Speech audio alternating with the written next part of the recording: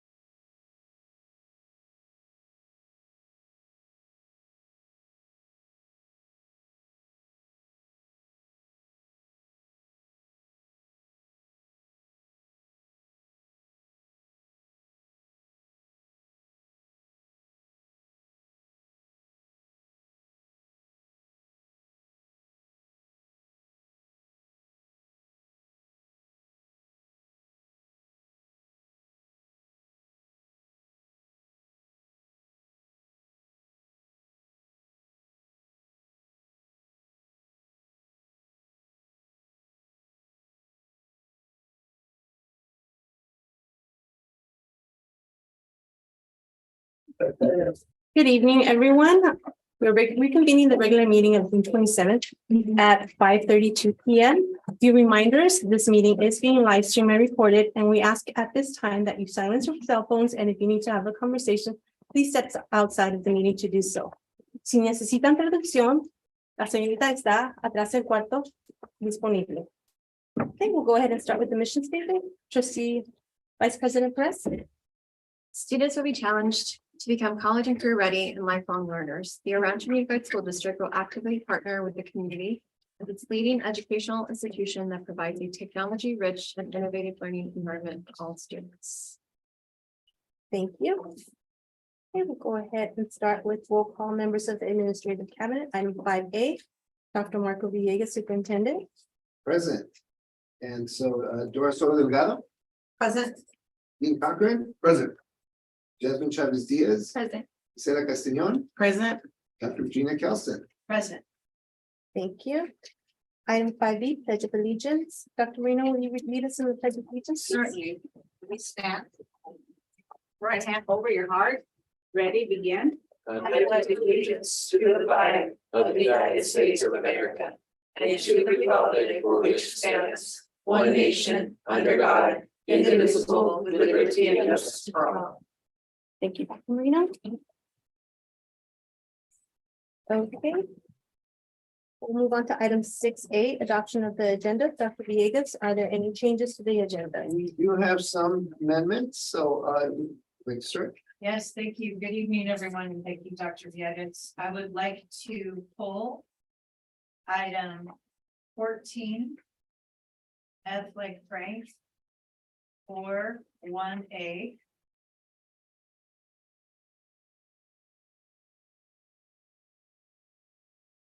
For Queen F or 1A. And 14F for 2A. Pending reference checks. I would like to adjust item 14F for 2C. Changing the number of employees from 2 to 1. I would like to pull item 14F for 3A. And finally, I would like to, regarding item 14F6 1A, I would like to insert 4 names. Can I give those to you now? Yes. I would like to name Cecilia Estrada, Irene Gomez, Estrella Jimenez, and Monique Sandoval. Thank you. In addition, I would, it's item 14E1, we want to pull that item. And I'm, since we're adding names, I want to like to add name to item 15A3. The names would be Jennifer Prado and Adam Lara. That's all. That concludes. Okay, thank you. Is there a motion to approve the agenda as amended? I will. Second. Okay, moved by Dr. Marino, seconded by Vice President Perez. All in favor, say aye. Aye. Aye. Opposed? Motion carries 5-0. Okay.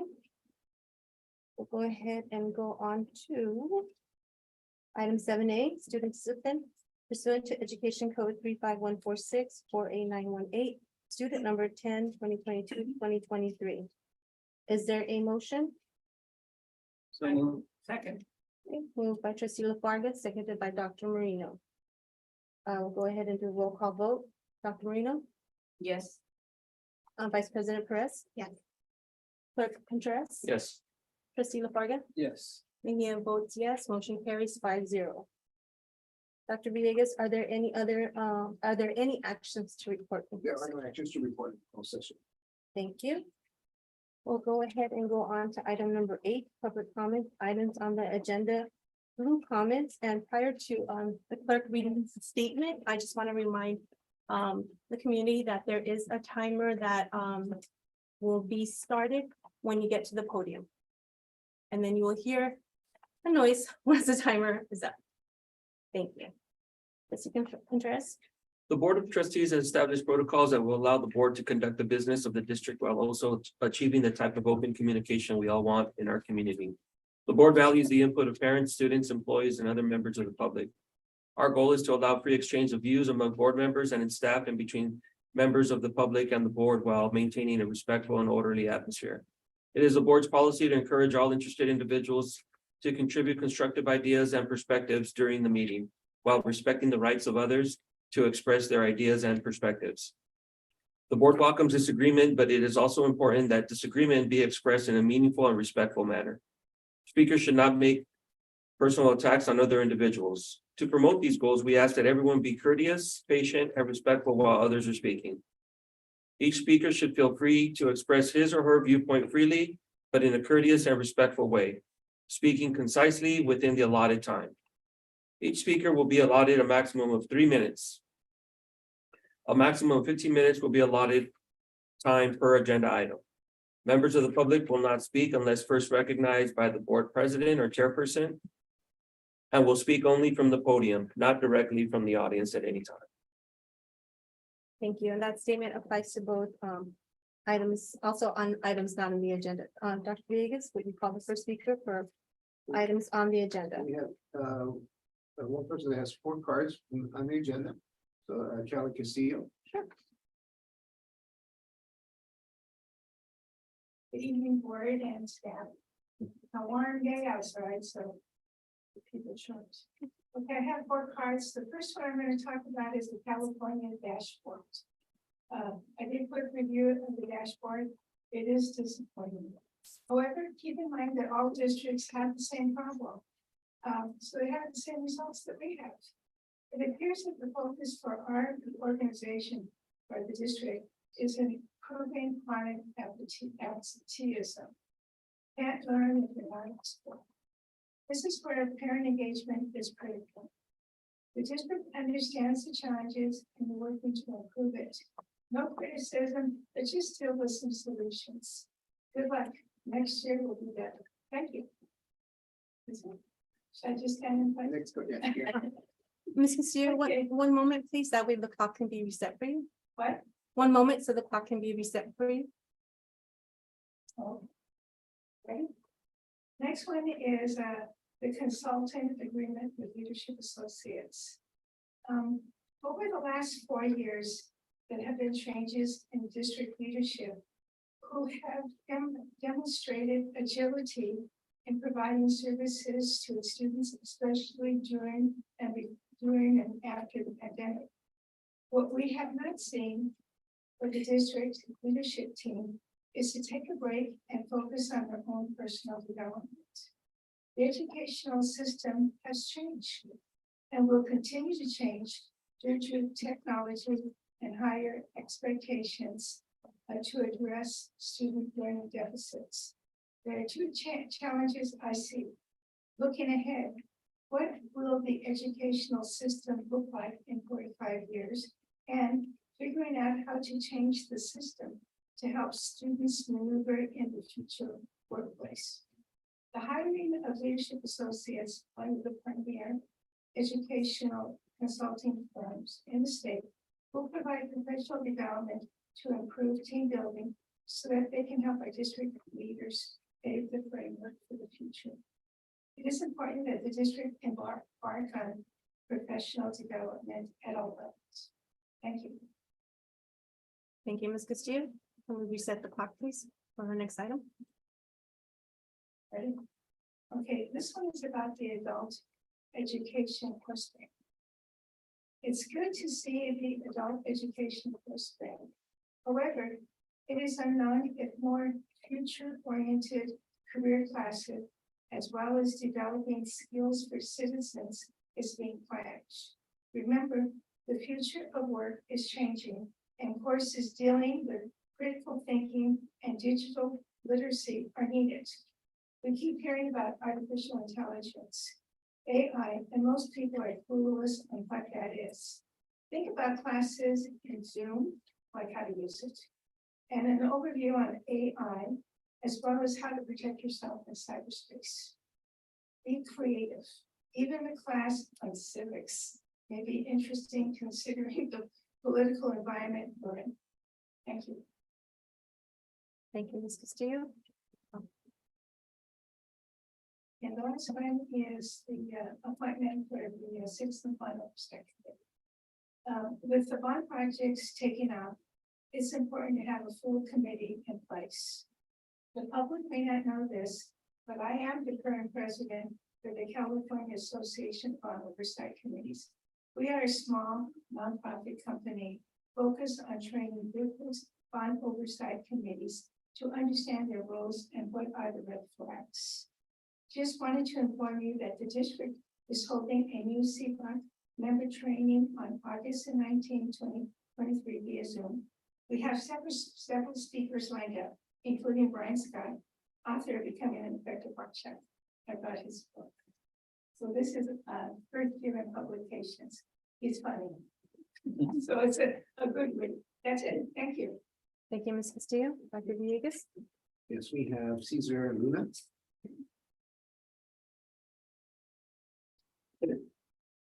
All right, hello, everybody, board, superintendent, those of us here in the room. And I'm here to talk about, let's spruce up our ROP, our adult school classes. You know, I was looking over the programs and they're great. They're really accessible. This community needs it. However, we could use some brand new blood in ROP and the adult school. And I think we should go medical, probably because I'm in the medical field. So there's a lot of ancillary positions in a hospital that are used. Not all of our kids are going to be doctors, lawyers, or and up to that level. What I'm saying is, we could offer classes in radiology. We could offer classes where these kids can become CT techs. They can be MRI techs. They can get a limited X-ray license, and particularly, they may get into cardiology, they may be able to read EKGs, learn how to do an EKG. It's simple, basic stuff. This can get them into a hospital, and then from there, boom, they've got a leg up. And you know who did it? El Rancho Unified School District did it. The ROP classes at El Rancho District of Pico Rivera, the adult classes in Pico Rivera. And they can become pharmacy techs, certified nurses assistants, occupational therapy. Believe you me, there's a lot of people that have strokes out there and they need to learn how to walk again, how to read again, how to feed themselves again. So teaching people how to do that really is helpful. Another thing that is helpful that maybe ROP at El Rancho Unified School District can teach, how to read music, how to read notes, how to even write music. I think that would be a challenge because the stadium is going to be occupied for till 2025. This will give these students another avenue, you know, not all kids are going to do sports, are sports oriented. So they can go and, hey, you know, let me learn something where I can do a job while the stadium is being built and I can go become this professional athlete. At least they have something to fall back on. And I took courses at Rio Hondo and learned medical terminology, which really got me in the door at a hospital. And I ended up running an ICU unit at Alhambra Community Hospital. And so that was an ideal way to get in. And I think we should be able to offer that. And I think it would be an asset. And where are they going to learn this? El Rancho Unified School District, ROP, and adult school program. Let's step it up. We can do this. We just need to just put a fire under ourselves and do it, because we're going to get steam rolling. These kids need time. They're going to have idle time. They can learn something. That's all I'm saying. Thank you. Thank you, Mr. Luna. Mhm. And that is all that I have with blue cards. Okay. We'll go ahead and move on to the item 9, public comments, items not on the agenda. And we have Christine Saavedra. Hey, Brent. All right, I'm really excited about all the energy back here in this room. Yeah. Really, all right, I just, first off, I wanted to say, thank you. To Trustee Mejia and Trustee Marino who came to the, parent recognition banquet. You know, you guys show up when we have school site council meetings, you show up at the district advisory committee meetings, you guys can come next year. And we're happy that you're there because we see the support. I'm excited about a lot of the projects that are coming. I'm excited about the groundbreaking. I'm a little bit sad because my son is a senior, so he's gonna graduate, I don't know where yet. And these were also the group of kids that didn't get their 8th grade promotion. They were the COVID group, right? So they left 8th grade, they came back as 10th graders, so their time was short at El Rancho. I did notice that you have all the coaches and all the advisors for the groups and stuff on the agenda. And they're getting a small increase, and I want to say thank you because that has helped kids tremendously. And there's so many activities that you think you don't have something for you, but there's something for you, there's something for you, for everyone. And I feel that that has made a lot of students feel welcome, especially at El Rancho. I wanted to also, was gonna talk about that, the Adult Transition Center. Again, right here, you know, the Adult Transition Center and the Adult Education Center. I'm excited for what's gonna happen with that. And I feel like there's a lot of good things that can happen there, especially because of where it will be situated. There's more space, and because it's just a natural thing for those students to be able to transition to adult educational classes. You know, there's a very good stroke center in the city of Carson. There's a lot of resources out there. We are planning a lot more parent engagement in El Rancho. I'm gonna go ahead and speak for the school there. But we are planning a lot of stuff. So if you are an expert on XYZ, let me know. 562-331-9132. Don't sign me up for anything crazy, but you can feel free to text me.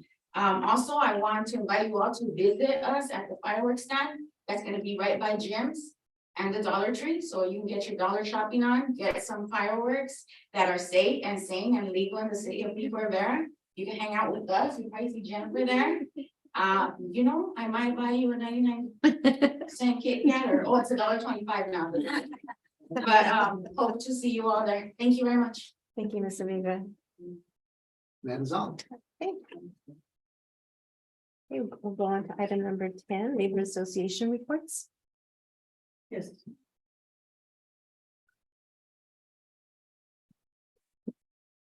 Good afternoon, everyone, or I guess it's evening. I'm Nia Carrillo, president of Orange Federation of Teachers. I'm really excited that this is finally getting off the ground. I know many of us have been working on this for how long? As long as we were a student, right, John? And so we're excited, and we met the person who's gonna help us construction, took a picture with them, Mr. Stowe. We're so excited. Bob the Builder. Bob the Builder. So we're excited that this is finally. We're gonna go somewhere and see a beautiful sports complex for our students. The other item I want to address, I wasn't able to attend a couple of board meetings. But I know that we had on the agenda, we sunshine with the district in terms of ready to negotiate. I saw on the agenda that the board is going to approve the budget. So as soon as that is approved, Dr. Kelson, I hope you sent the budget to ERT because we would like to go over the budget and see what we could do for our employees. And then we hope that we were very happy with the 9.25. And we're hoping we can get a substantial raise for employees. I think finally we're moving along to help our employees because for so long we didn't get a very decent raise. So we're really happy about that. And we know, I think COLA is 8.23. So we're hoping we can get something substantial for our employees. The other issue is I did text Dr. Villegas and the board members regarding the vandalism at Rancho High School. As you all know that I've been bringing this to the board all year long. Some vandalism was small, some of it was really huge. And the reason I texted the 6 of you is that the staff at Rancho is exhausted by the destruction by individuals coming on the campus. What we're asking, ERT is asking is, what is the plan to stop this vandalism? You had the incident in May. There was another one prior to that in the coach's office. Then again this weekend. When is it going to stop? And I normally talk to you guys privately. I try not to text everyone at the same time. But when I keep on seeing destruction at my school, because I'm an alumni and this is my school, it will be my school until I die. And to see what individuals are doing, I've said this publicly, it's heartbreaking. And they're destroying the bathrooms. One of the most important facility on a campus, and it's being destroyed. And the amount of money that is being spent to repair the items, the amount of manpower that is being spent to repair these items, enough is enough. And I'm hoping from the leadership, Dr. Villegas, that if the high school needs some guidance, I hope cabinet works with the school site as a team to come up with a plan. All we're asking is a safety plan. I know it's been talked about, say, updated cameras. How are these individuals getting in? In my day, there's a person by the name, some of you may know, Chuck Collins. He made me crazy as a teacher, nuts. But can I tell you now how much I appreciate him, because he was so strict about safety and process, and that guy was a hound dog. Is that the right word? He can snip out the kids who were destroying things with a matter of days. At that time, I was a senior teacher, and remember the days of the yellow slips? When that yellow slip came into a classroom and it said, Mr. Collins wants to see you, it was always hysterical to hear the kids like, damn, it's Mr. Collins, it's Mr. C after me. That's what we need, a little bit of fear when you see the name of the administrator contacting them and checking to see what the issue is. Maybe it needs to come back. And I hope that, in all fairness, I know that Dean and Dora, Dr. Virginia and Marco have met with the RT. They have. But now we're in summer. How are the kids? How are these individuals still continue to go on our campus and destroy it? And I hope that is a priority as we move forward. What tone are we going to establish in our school site? And it's just not a Rancho, ladies and gentlemen. It is across the district, especially at the middle school too, where the kids are destroying our schools. And we really need to follow the plan. Again, the ERT wants to work with all of you to stop this. It's madness, and it's manual. To get the pictures, and it's coming from teachers who will feel that ERT at least is going to put it forward. As you well know, I don't like to hear dirty laundry with you all. I always try to talk to you privately, but come on now. This is the third issue. Something has to be done. And the last item I'd like to I didn't have the opportunity to welcome Mr. Tony Hernandez as the Director of IT. Thank you.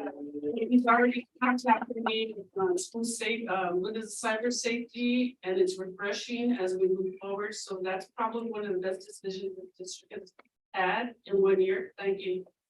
Thank you, Tony. And also my other question, and I know I've been out of town for the last few weeks. Did I miss something? Did we hire a chief of police person? Where are we on that?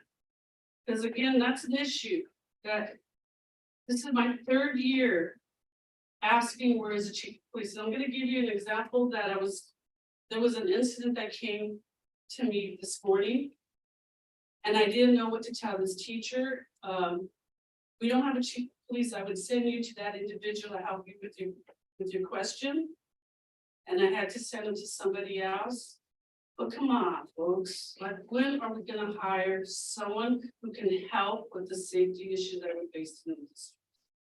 If I may, Yes, ma'am. we preliminarily offered a chief of police position to an applicant who is in the second, third, almost the final third of background checks. If we remain on pace, that person will officially start right after the July 8th. Oh, I hope so. Thank you, Jesus. And in the meantime, he is volunteering to meet with the leaders of safety in the district to begin to learn what the El Rancho way is and how he can offer. The Rancho way is to keep our people safe. That's the Rancho way. I want to clarify that. I keep on hearing that that's the Rancho way. The Rancho way is to keep our students safe. Is this what this individual is going to do? Because that's all I'm asking on behalf of my membership. And the last thing I do want to wish all of you, I know all of you have been working awfully hard. 4th of July is coming around. Please enjoy your time. I hope you don't have to work on the 4th of July or the weekend. You get to leave this place. And I'd like to wish my membership that they're enjoying their summer. And again, we need to be reminded how lucky we are to live in this democracy, because we saw the craziness over the weekend with a certain country. And let's reflect on how lucky we are to be Americans and to live here and have good lives. So thank you, everyone. Thank you, Ms. Perrin. CNCA, Ms. Serrano.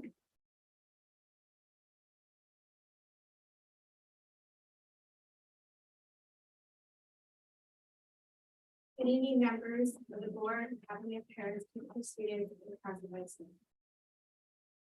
I quote, if we keep moving forward despite our biggest doubts, then the reward is just around the corner.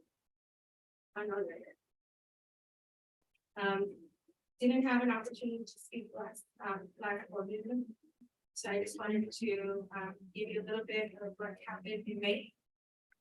Was our school employees luncheon celebration on May 24th. Our Hawaiian themed luau celebration was a huge success. Thanks in part to our delicious Hawaiian barbecue that was served as our meal. We were delighted to thank our classified employees who generously won gift raffles. I wanted also to express my gratitude for the generosity contributions that were made by the board and cabinet members in our in addition to our raffles. Thank you, school board members, cabinets for your donations from our actual classified members. Thank you again for the contributions and support. In addition, we are grateful for the support and appreciation shown by Teachers Union. You're always ready to express how much classified is also for the staff. You play a crucial role with negotiations that we received a generous increase in raise, and that was shown throughout June. I thank Dr. Nelson, Dr. Davis, cabinet, and members for their input for that raise. The negotiating team is essential, and they ensure that all classified members remain content. Our classified membership is pleased with the results of the tenant agreement and memorandum of understanding. Thank you, everyone who was involved. We are hopeful that this will enhance the morale of classified employees district-wide. We take pride in the accomplishments that were made so far and appreciate transparency demonstrated by my colleagues. It was a great joy to see emails, text messages, and phone calls. That this summer, we have less stress. And it's because of everybody. So thank you. Good night and have a great summer. Thank you, Mr. Rana. Okay, we'll go ahead and move on to item number 11, information items. 11A, receive the California School Dashboard Local Indicators Report. Dr. Davis. And that's gonna be presented by.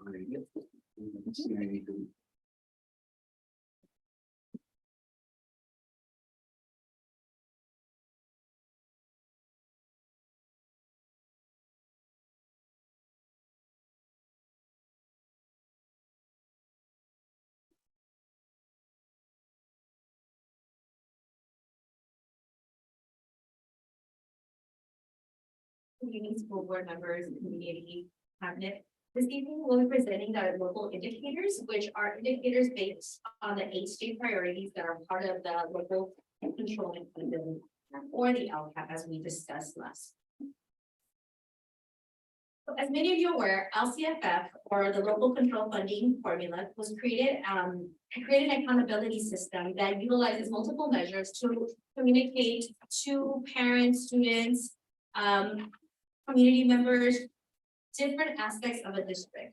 So the purpose of this system is to assist us as a district in evaluating our strengths, our weaknesses, and helping us reflect on what areas and opportunities we have to grow.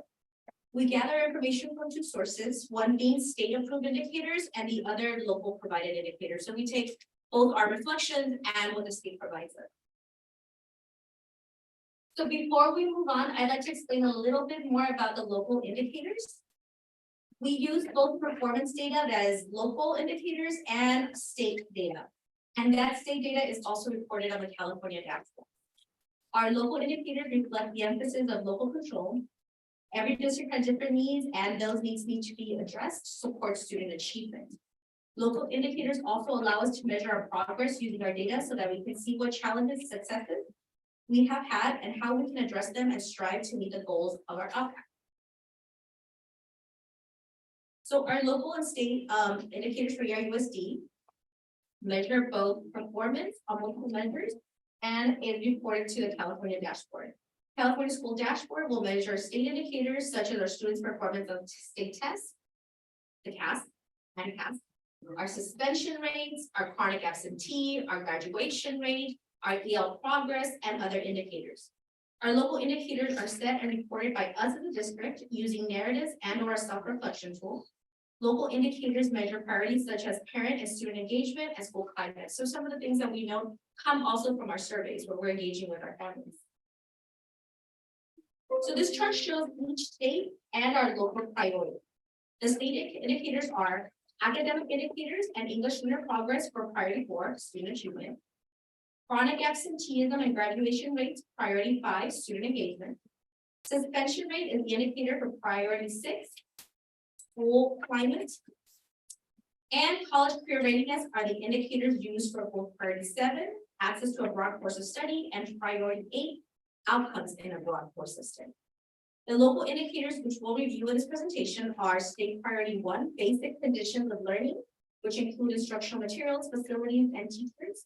Implementation of standards and professional development for all content areas, which are the indicators for priority 2, and parent-family engagement are part of state priority 3. School climate, as measured by local climate surveys, measures our state priority 6, while access to broad course of study is state priority 7. So this is what our dashboard looks like. If our parents or anybody in the community Googles El Rancho California dashboard, this will come up. And this will show our progress in terms of those different indicators. It does look a little bit different. You might have been familiar with the old system. Now this is kind of like the cell phone antenna measuring system. And you can see that those indicators are there. So chronic absenteeism for us is very high. Graduation rate is also high. That's kind of a misleading because you don't want chronic absenteeism to be very high, but you do want graduation. We also have our work in ELA, in mathematics. College and career was not reported for 2022. That's still a measure we don't have data on. And you see English learner progress, which is medium, and our suspension rate. The last 5 that you see that say standard not met, the reason they say standard not met is because the local indicators last year were not uploaded to the dashboard system. We did present them, so you might recall that on June 28, 2022, it was brought to board, this presentation was done. However, those indicators were never uploaded to the system, and that's why they say standard not met. They will be uploaded this year, they are done, it will be taken care of. But we wanted to make sure that it was noted that it was not something that was skipped or missed, they were just never uploaded in the transition. I will hand it over to Ms. Kessler. You.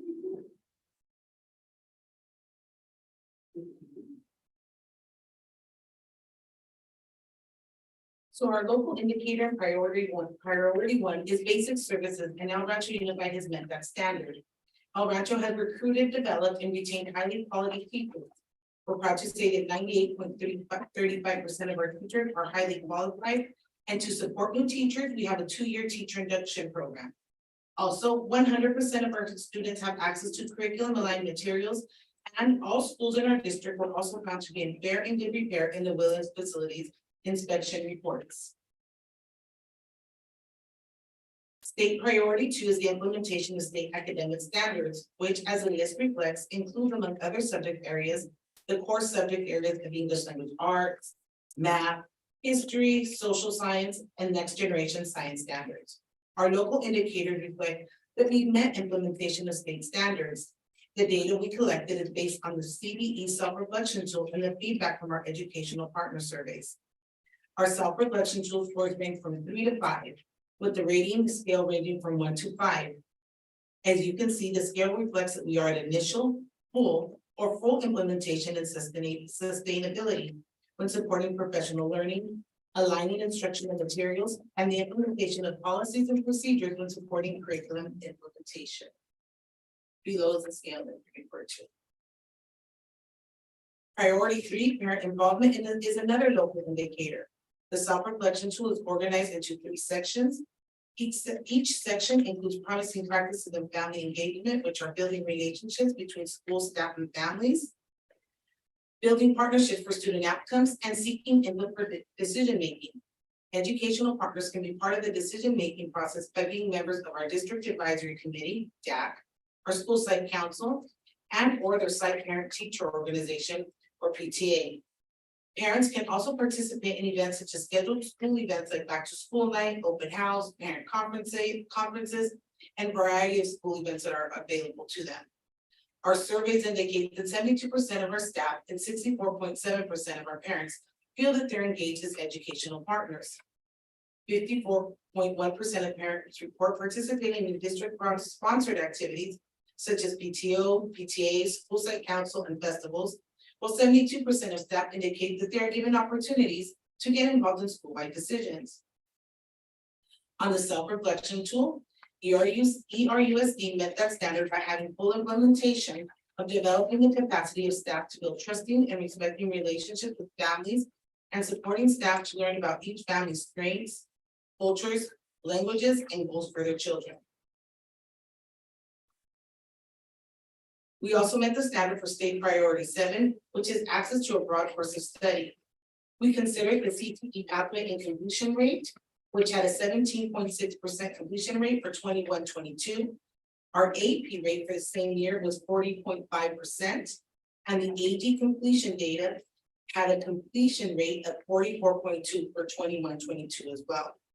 We will also continue to monitor student enrollment data and Project Lead the Way, our dual enrollment programs, and Avid. So we are pleased to say that we met the standards for all of these local indicators, and we will continue to strive to increase the impact we make with the students we work with.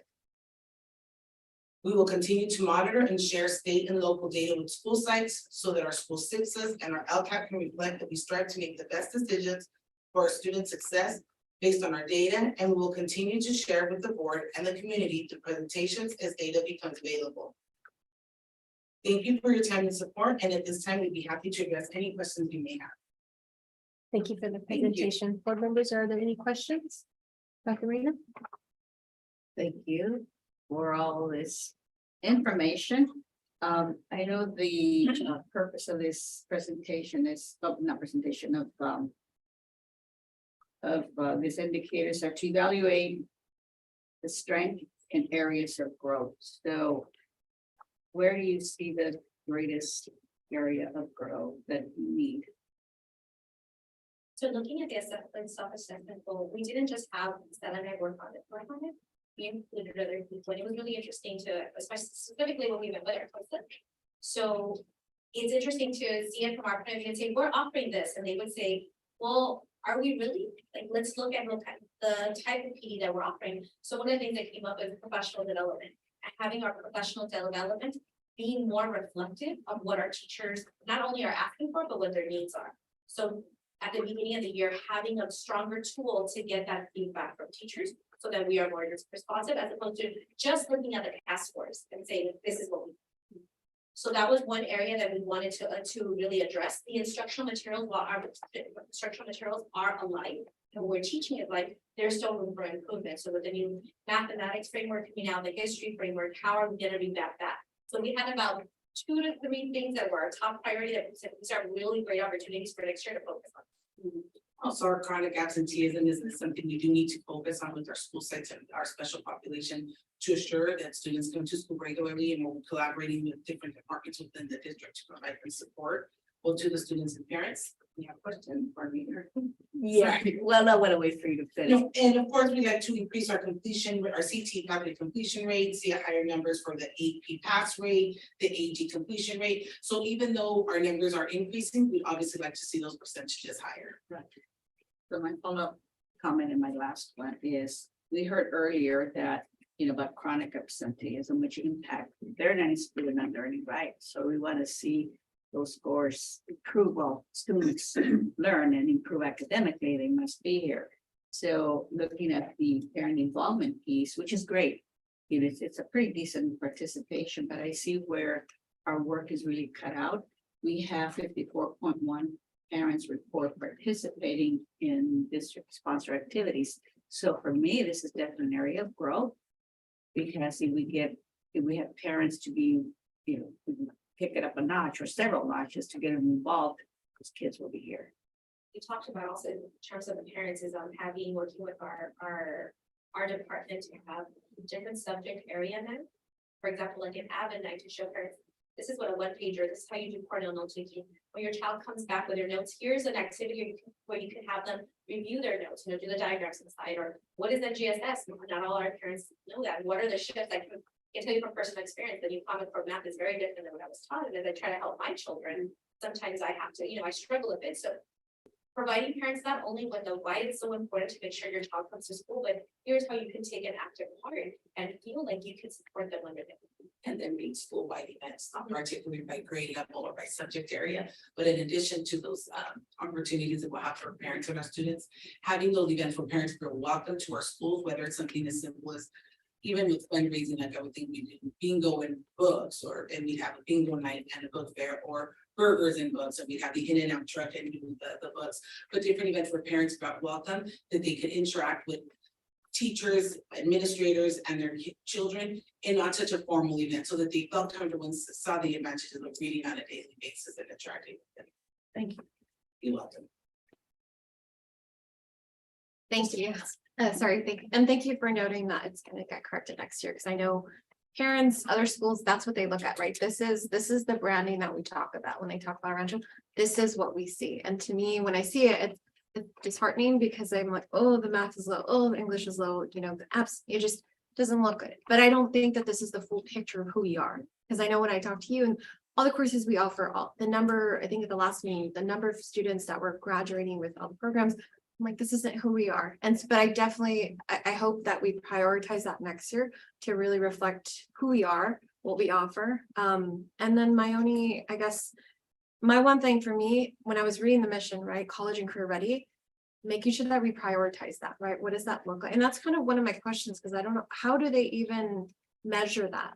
Is it just the students that are going to AP, or how do they measure that? College and career readiness has about, I had to say 6, that's maybe 8 or 6 different measures. So for example, if a student scores standard met or exceeded on ELA and math, college career ready. If a student completes a CT completion path plus a CAS score, qualifies. Passes two or is doing for IB or AP exams, ready. Takes 2 dual enrollment courses and passes them, C or better, ready. Military science, ready. The state of literacy seal, ready. Am I forgetting one? Maybe forgetting one. That was really impressive. So there's about 8 indicators by which students can show that they're college and career ready, which I love. So for me, A through G, sorry, thank you. So A through G is the other one. So for me, A through G is just a set of courses. We don't ever want to put a kid in a box and say, this is the only way you can prove yourself. Maybe I'm not A through G, but I want to do construction. I can complete that pathway. That gets you college and career ready. So there's different ways by which, but we haven't gotten that data it's before the pandemic. So it's hard for us to say. We've been calculating it. I knew that wasn't reported, it's just unavailable, so it's not. For the whole state, it hasn't been releasing it. So everybody has a. Yes, everybody has that grade out, Shad. That's good to know, because I Yes. thought it was just us. I'm like, No, what? no, it's not just, so we've been calculating it internally, and the easiest one is A through G. But there's other means, so any kid that already passed 2 AP exams and has that standard met in ELA or one of the scores, they're ready to go. If we can echo that, I know we've talked about branding, right? Like we really echo that, right? Because they're gonna look at this. A lot of schools and parents look at this and they go based off of this and they're like, no. Yeah. So I feel like just echoing and, branding that on the website and just throwing it out there. We have this, we have that. This is the middle students, like data to really show what we offer. I think just to really market ourselves. And you're absolutely right, because our parents are getting very savvy. This summer, I've had already 3 phone calls from incoming ninth graders asking me, can you share with me your AA plan for the associate's degree, not the early college discipline. I want one for my child separately from that. Dora, right? We're getting requests specifically now for early college academy that before the parents would have just, what kind of APs do you offer? What Yeah. class? They are very specific now about what they're looking for their child's education. Thank you. Any questions on this side? Trustee Contreras? Thank you for the presentation, first and foremost. As far as areas for improvement, the Williams Facility Inspection Report, I don't know what schools they visited or if they visited all of them. But I think there is room for improvement, especially at the high school level. Since day one, I've walked in, I've asked for certain items, and it's just, cracks, broken windows, gutters that aren't actually working, so water overflowing, leading to paint cracking, dry rot, leads to other stuff. Proper lighting. We still have CFLs in some of the light bulb fixtures, some of the lighting fixtures that are out there, which provide for poor lighting instead of having the proper LED lighting I've been asking for. Those are, I think, room for improvement that will not only lead to maybe a reduction in vandalism as well, if we're properly lit at night and the doors that need to be locked are locked. But it also leads to a self of, to feel pride in the school that is fixed, that is painted, that looks good. There's no cracks. As a student, I'd like to see, like I tell my kids when they come home, if your room's messed up, then you feel that sense of, I don't feel like doing anything type thing, versus whether if a room is clean, like, okay, good. Now what do I do next? What can I accomplish next? Right. So I think there's room for improvement there. Also and you guys just mentioned it, as far as the dual enrollment. I don't think we jumped on that opportunity to highlight. I believe we had 2 that graduated with AAs this year. It was one. Was it 1? But she had multiple, She had 3. right? She had 3. And I did see something and I don't know what district it was, but it was in the news of another student in another district that did the same. But I think she only did it with maybe 1, if not at the most 2. So I'm thinking to myself, why didn't we use that opportunity to highlight it? And since we've missed that, what are we doing in the future to be able to push that program? Because that is a great program. And you mentioned it yourself. We already have parents that are asking for it. So what can we do to help, raise that that need that's out there, right? How can we promote that throughout our district? I just had that exact conversation with the 8th grade curriculum at El Rancho High School, and she thought, she said, I want to do a presentation at El Rancho to showcase how easy it is to get it, and we decided we're not going to do a presentation at El Rancho High School, we want to do it district-wide. Because if we wait until they get to El Rancho High School, it's too late for some of the kids. So having something that's more localized at the district level, so that anybody comes in, maybe I have a 5th grader at Bernie, but I already want to start learning a bit about it. So pushing it out from the district and maybe having some of those students share that our current seniors or juniors, this is what it's like for me. It might seem scary, it might seem like Rio Hondo something or community college something you can't tackle, but you can. So showcasing the program and all the resources that come with it. And you're absolutely right. At the middle school level, we had already discussed as far as making Spanish to be able to get AP credit for Spanish at the middle school level, which I think is perfect. And that's a starting point, starting at the middle school level, because that's where you want to grab them. That's where they're most vulnerable and they're trying to find themselves and who am I, where am I going to do it? So if we set the plan at that level, I think we'll have much more success, but we also need to find a way to promote our success, which I believe we're lacking in as well. So a lot of good things are definitely happening at El Rancho. Unfortunately, the bad things are the first things to come out, right? The vandalisms, the stuff that's going on, all the bad things that are going on. But we need to counter that by promoting all the good stuff, because I do believe you guys are doing an excellent job doing what you're doing, but we're just not promoting it as much. So thank you very much for the presentation. Trustee Contreras, I'm sorry, Trustee Lombardo? You gotta sit me in another location.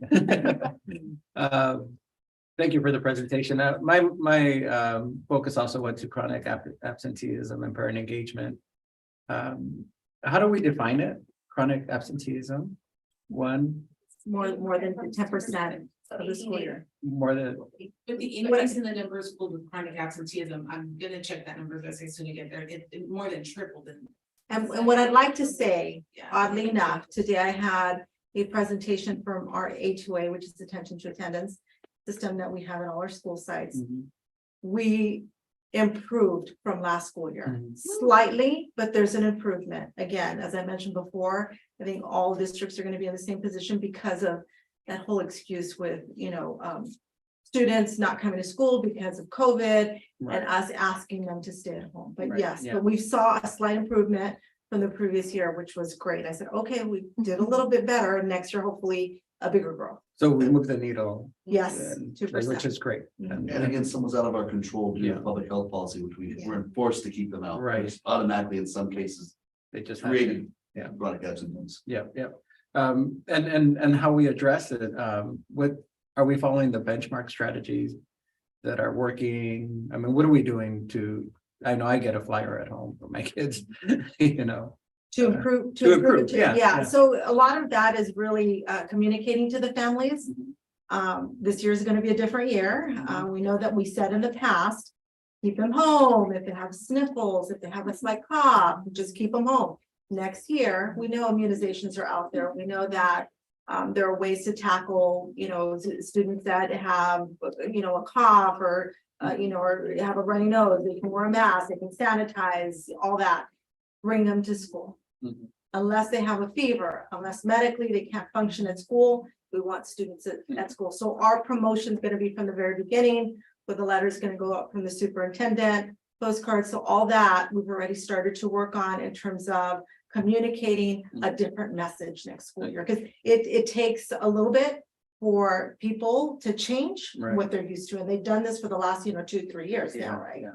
No, thank you for that context. And then with respect to parent engagement, I mean, that's part of the formula, right, for addressing chronic absenteeism. And I guess is there any correlation in terms of research or studies related to that? I know it's academic success too, but in chronic absenteeism, is there any information?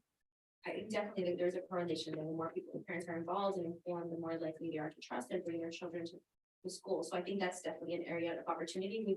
We've done more since, the pandemic, but there's always room for improvement. So academics, activities in general, having them participate in their school. And the more involved a parent is, not only do they improve in academics, but attendance and their self-esteem and their mental health. Right.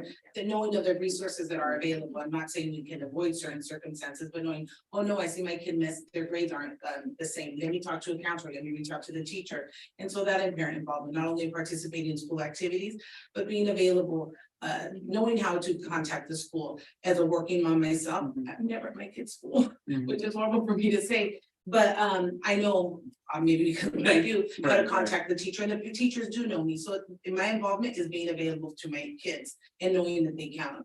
I'm available to support them, same as many other working parents. And a lot of it, from what I'm seeing, even sitting in on SARB, or even communicating with the school sites in terms of the SART teams meetings that they have. Parents don't understand what the effects are of 1, 2, 3 absences. Part of the report, and you'll see this next, and I'll talk to Dr. Villegas, but hopefully next year, if he permits, that we're going to have a report on attendance from A2A. And part of that is showing the amount of actual instructional time that one absent results in. They don't think that way. They don't calculate it that way. They're seeing my child was out one day, big deal. But the amount of minutes that they're actually missing in school, and that's all academic time. And the learning loss. Absolutely, correlated with that. absolutely. Yeah, go ahead. If I may, I think the engagement piece that you mentioned and the parents is part of it as well. There is an increase in school avoidance behavior with students after being out for a while, the anxiety and anticipation of that. And we're seeing that more in some of the older students as well. But so a parent education and engagement, how to get your kids through that process back to school is really important. As you mentioned, attendance and academic performance, there's several studies that if you look at it, show that attendance is actually a better predictor of future success than sometimes academic and test scores. So people don't realize that. They think, oh, my kid's doing well in school. but your attendance and your behavior really contributes to how successful you are later on as well. If you can't get past some of those other barriers, it really limits what opportunities you may have. So we really want to get that education piece out there as well. Yeah, I'm sorry. To that end, we're going to be spending a lot of time with the principals this summer, and part of it is really tackling what we call problem of practice. And chronic absenteeism is one of the problem of practice that we're going to tackle. And it's because if we necessarily apply what we used to do, it may not necessarily work, right? Because the behaviors are different and the way they're approaching it, the way they see schooling could be slightly different. So we want to approach it in a different capacity and kind of look at all obstacles. So we're going to spend a great deal of time really identifying what are the things that we think are actually going to make the biggest impact in attendance coming back. That's great to hear. And the more we inform and empower our parents with information, I think that's gonna be the game changer. How we do that, I know it's time consuming. Having quarterly parent summits or whatever it is, getting our parent warriors to do some of that, out in the community, whatever we can do, whatever campaign, if we have the resources to do it, I think would be helpful and move the needle in that direction. I can share with you that communication problem summer school. We have parents that, oh, I can't take my child to summer school because I can't pick them up at 12. Well, we have yellow fever already, so there is another part. So communicating, I've had several parents say, I didn't know, they told me maybe it's my fault for not being more involved, but I didn't know this was a resource. I didn't know I could do this. So communicating everything that we have to offer to support our parents. Thank you, appreciate it. Thank you. So, I think I share a lot of the same comments as my colleagues. Definitely the communication is very, very important, and it's important for it to be in Spanish.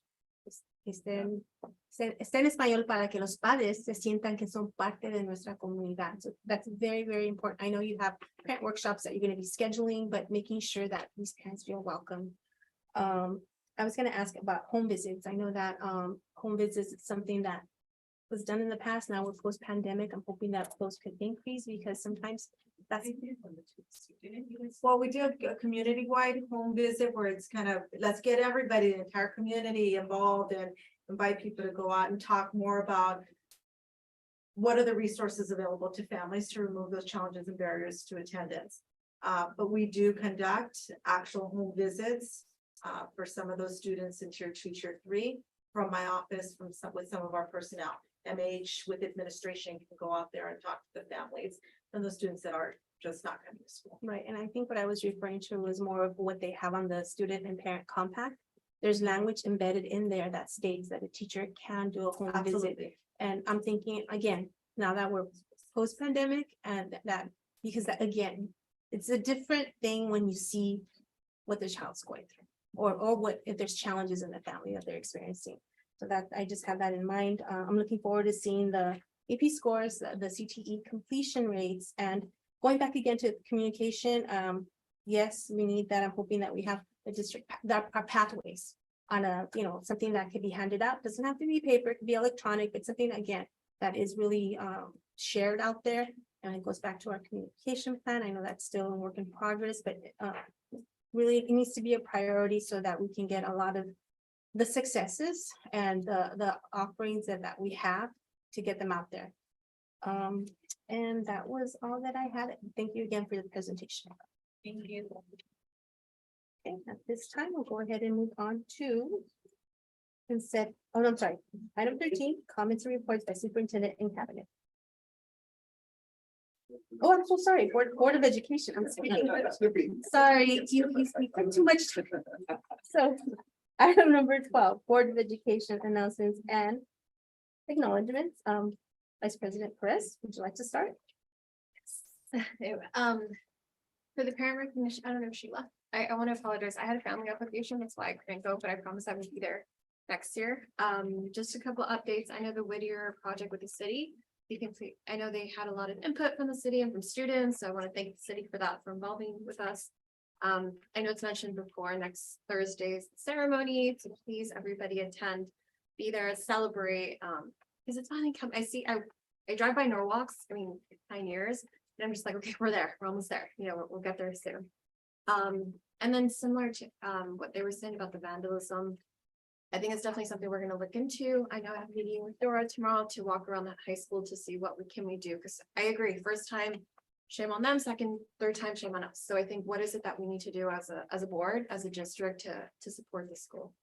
And then there was, so coming up next week, there's an Assembly Member Berman. He's bringing this bill so that it's actually requiring high schools to at least offer one computer science course. And so I was talking about how we already offer all these courses, how they get A through G credit.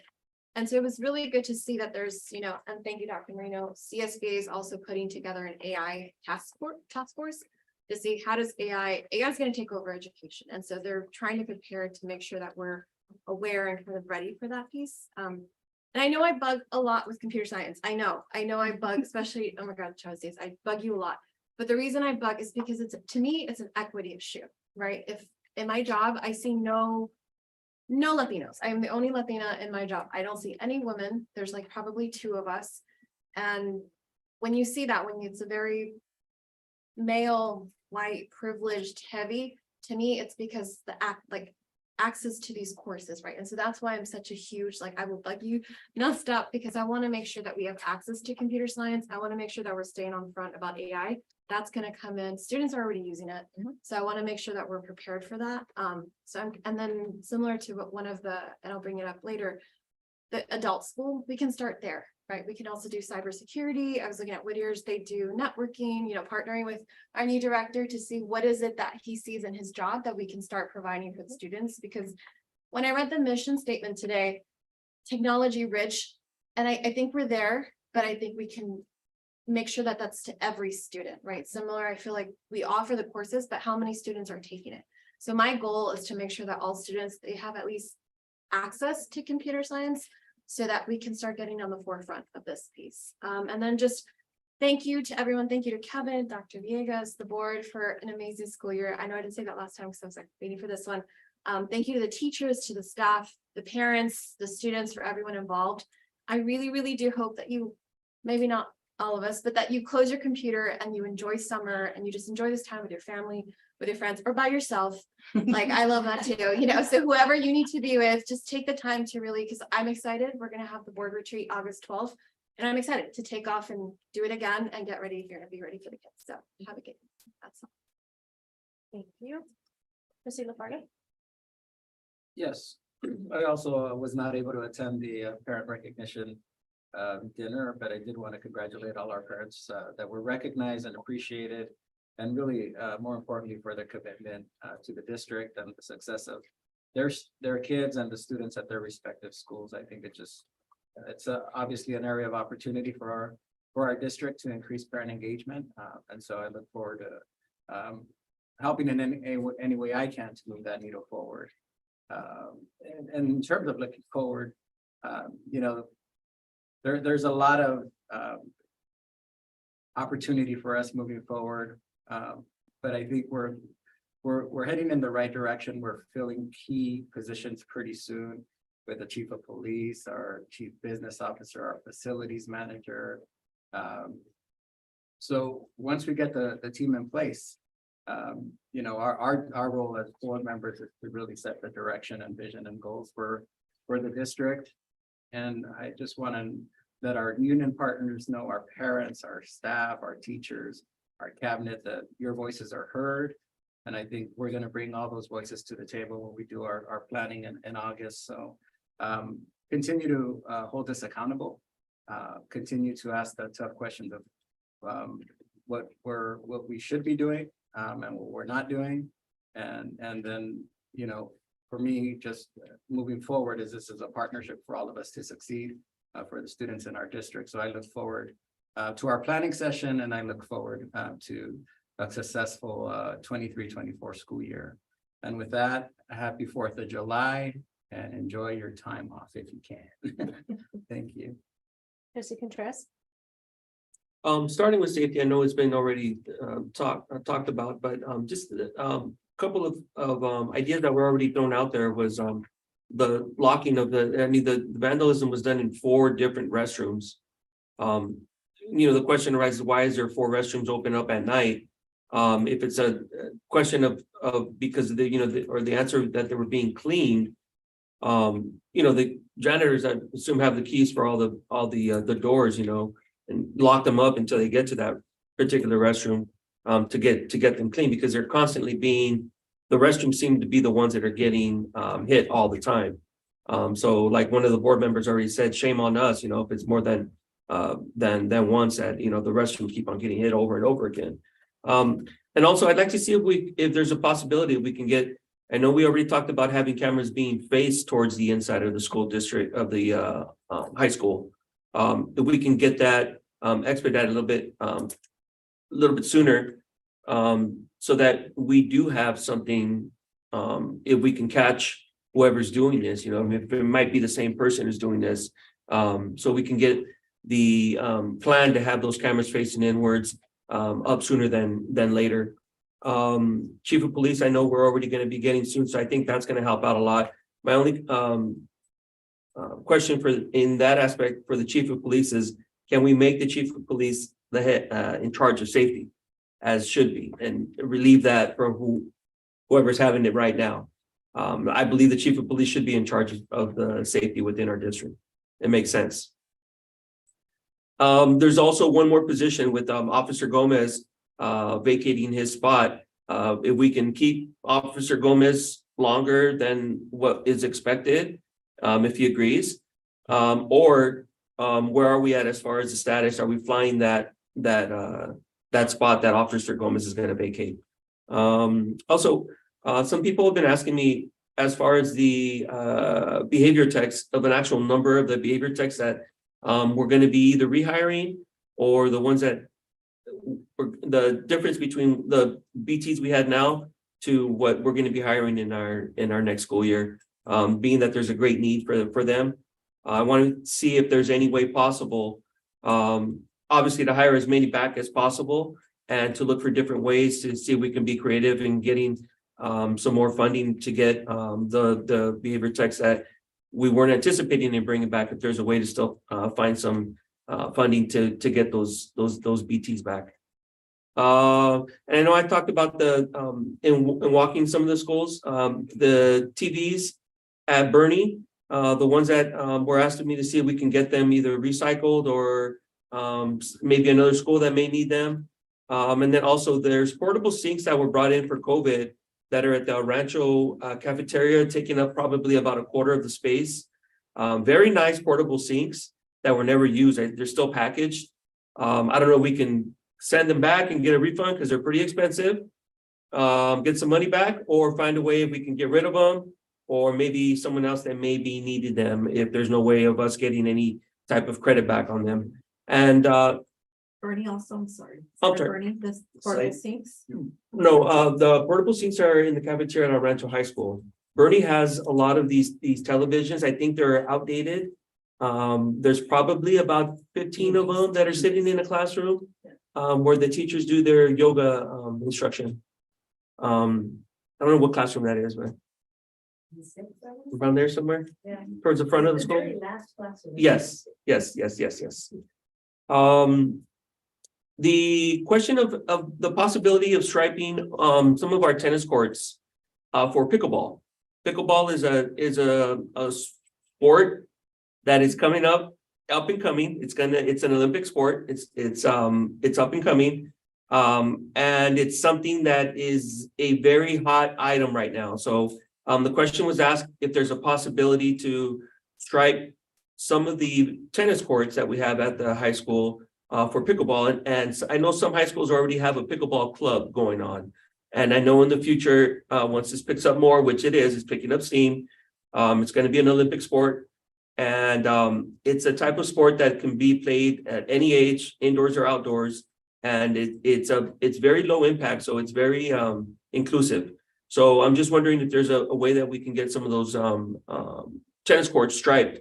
It doesn't take away from the tennis court.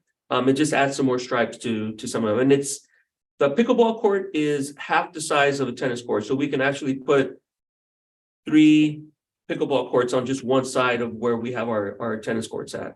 Some of the questions as far as how do we promote the good stuff that's going on? I truly believe there's a lot of good that's going on at our district, and we need to promote that. And I think we had brought up the Did You Know program, and the also use of our wonderful PTO and our PTA moms and dads that are out there. They're doing an excellent job. I think we can use them more to be able to communicate and reach out to some of the parents that may have language barriers or that may not just know, some parents just don't know. And I think that our wonderful PTO and PTA parents and the organizations that are out there could be a venue that we can work with to get some of our great stuff that's happening in our district.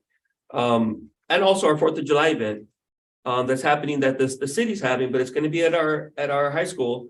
It is number one, the last event that's going to happen at our old stadium. So for those that want to see the stadium for the last time and take pictures, I know I will be.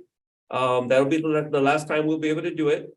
And then also, as a district, can we use that event to our advantage to get some of the did you know stuff out there and maybe set up a booth for parents and give out the information for our school year that's up and coming. With that being said, I hope everybody enjoys their summertime. I know I will. Be safe and see you guys for next school year. Thank you. Dr. Marina? I had an opportunity to thank the parents at the Parents Summit, but I want to take this opportunity to thank all the parents out there that helped, whether you were there on a regular basis or you were helping your child at home. I want to say a big thank you. We've heard enough this evening about how critical your input is to your child, but also to the school overall. My appreciation, we can't say enough. It's a small token of just to really truly show how we value the time that you invest in your child, but the time that you invest for the benefit of all children. Once again, thank you. And I also want to say have a wonderful summer. I already started enjoying mine. I scheduled several vacations. So enjoy yourselves. You definitely have worked very hard all year long. And there's a lot more coming. There's a lot of energy that we've been hearing during this, meetings. And so let's keep the momentum going. Yeah, it's all good. It can only get better, right? Yes, say it can only get better. Thank you. Thank you. Sí se puede. So I'll try to keep my report short. I didn't get to report at the last meeting, but I did attend a couple of events, Arlene. I did a taste of Rio along with Trustee Lafarga and Dr. Marco Villegas. We went to that event and it was for scholarships for Rio Honda students, which are some of our students as well. So it was a very nice event, well attended. My first time attending, but it was a very nice event. I also attended the Pio Pico Women's Club Luncheon. They had a luau, and just to express my appreciation for the scholarships that they provide for our students. $25,000 is a lot of money. Not only that, but also to thank them for fabric that they donated to Rivera Middle School for the Femineers, because they're learning how to sew, which is pretty neat. That was another thing. I also want to express my gratitude to Mr. Perez, Ms. Castanon, CIA, for the wonderful parent recognition event that we had that was held last week. I did express regrets from the board members that were not able to attend, but it was a really wonderful event. And again, it just it highlighted the strength of our district, right, which is our parents and again, administrators as well, educational partners working together for the betterment of our students. It's really disappointed to hear about the restrooms again. So back when we were doing our first facilities master plan, back when HPLE was here, students were interviewed, and at the El Rodeo, they asked, what do you want to see in your new high school? What are your dreams? And what they said? They wanted clean restrooms. They wanted something, and that's kind of sad because that's a basic necessity that our students should have. And I just want to make sure that yes, this is addressed, with security cameras, making sure we have security, period. And not only that, but improving the school culture, making sure that the students care. That's their home. That's their home. And like Ms. Carrion, like 3 alumni here, we care, and we want to make sure that they care as well.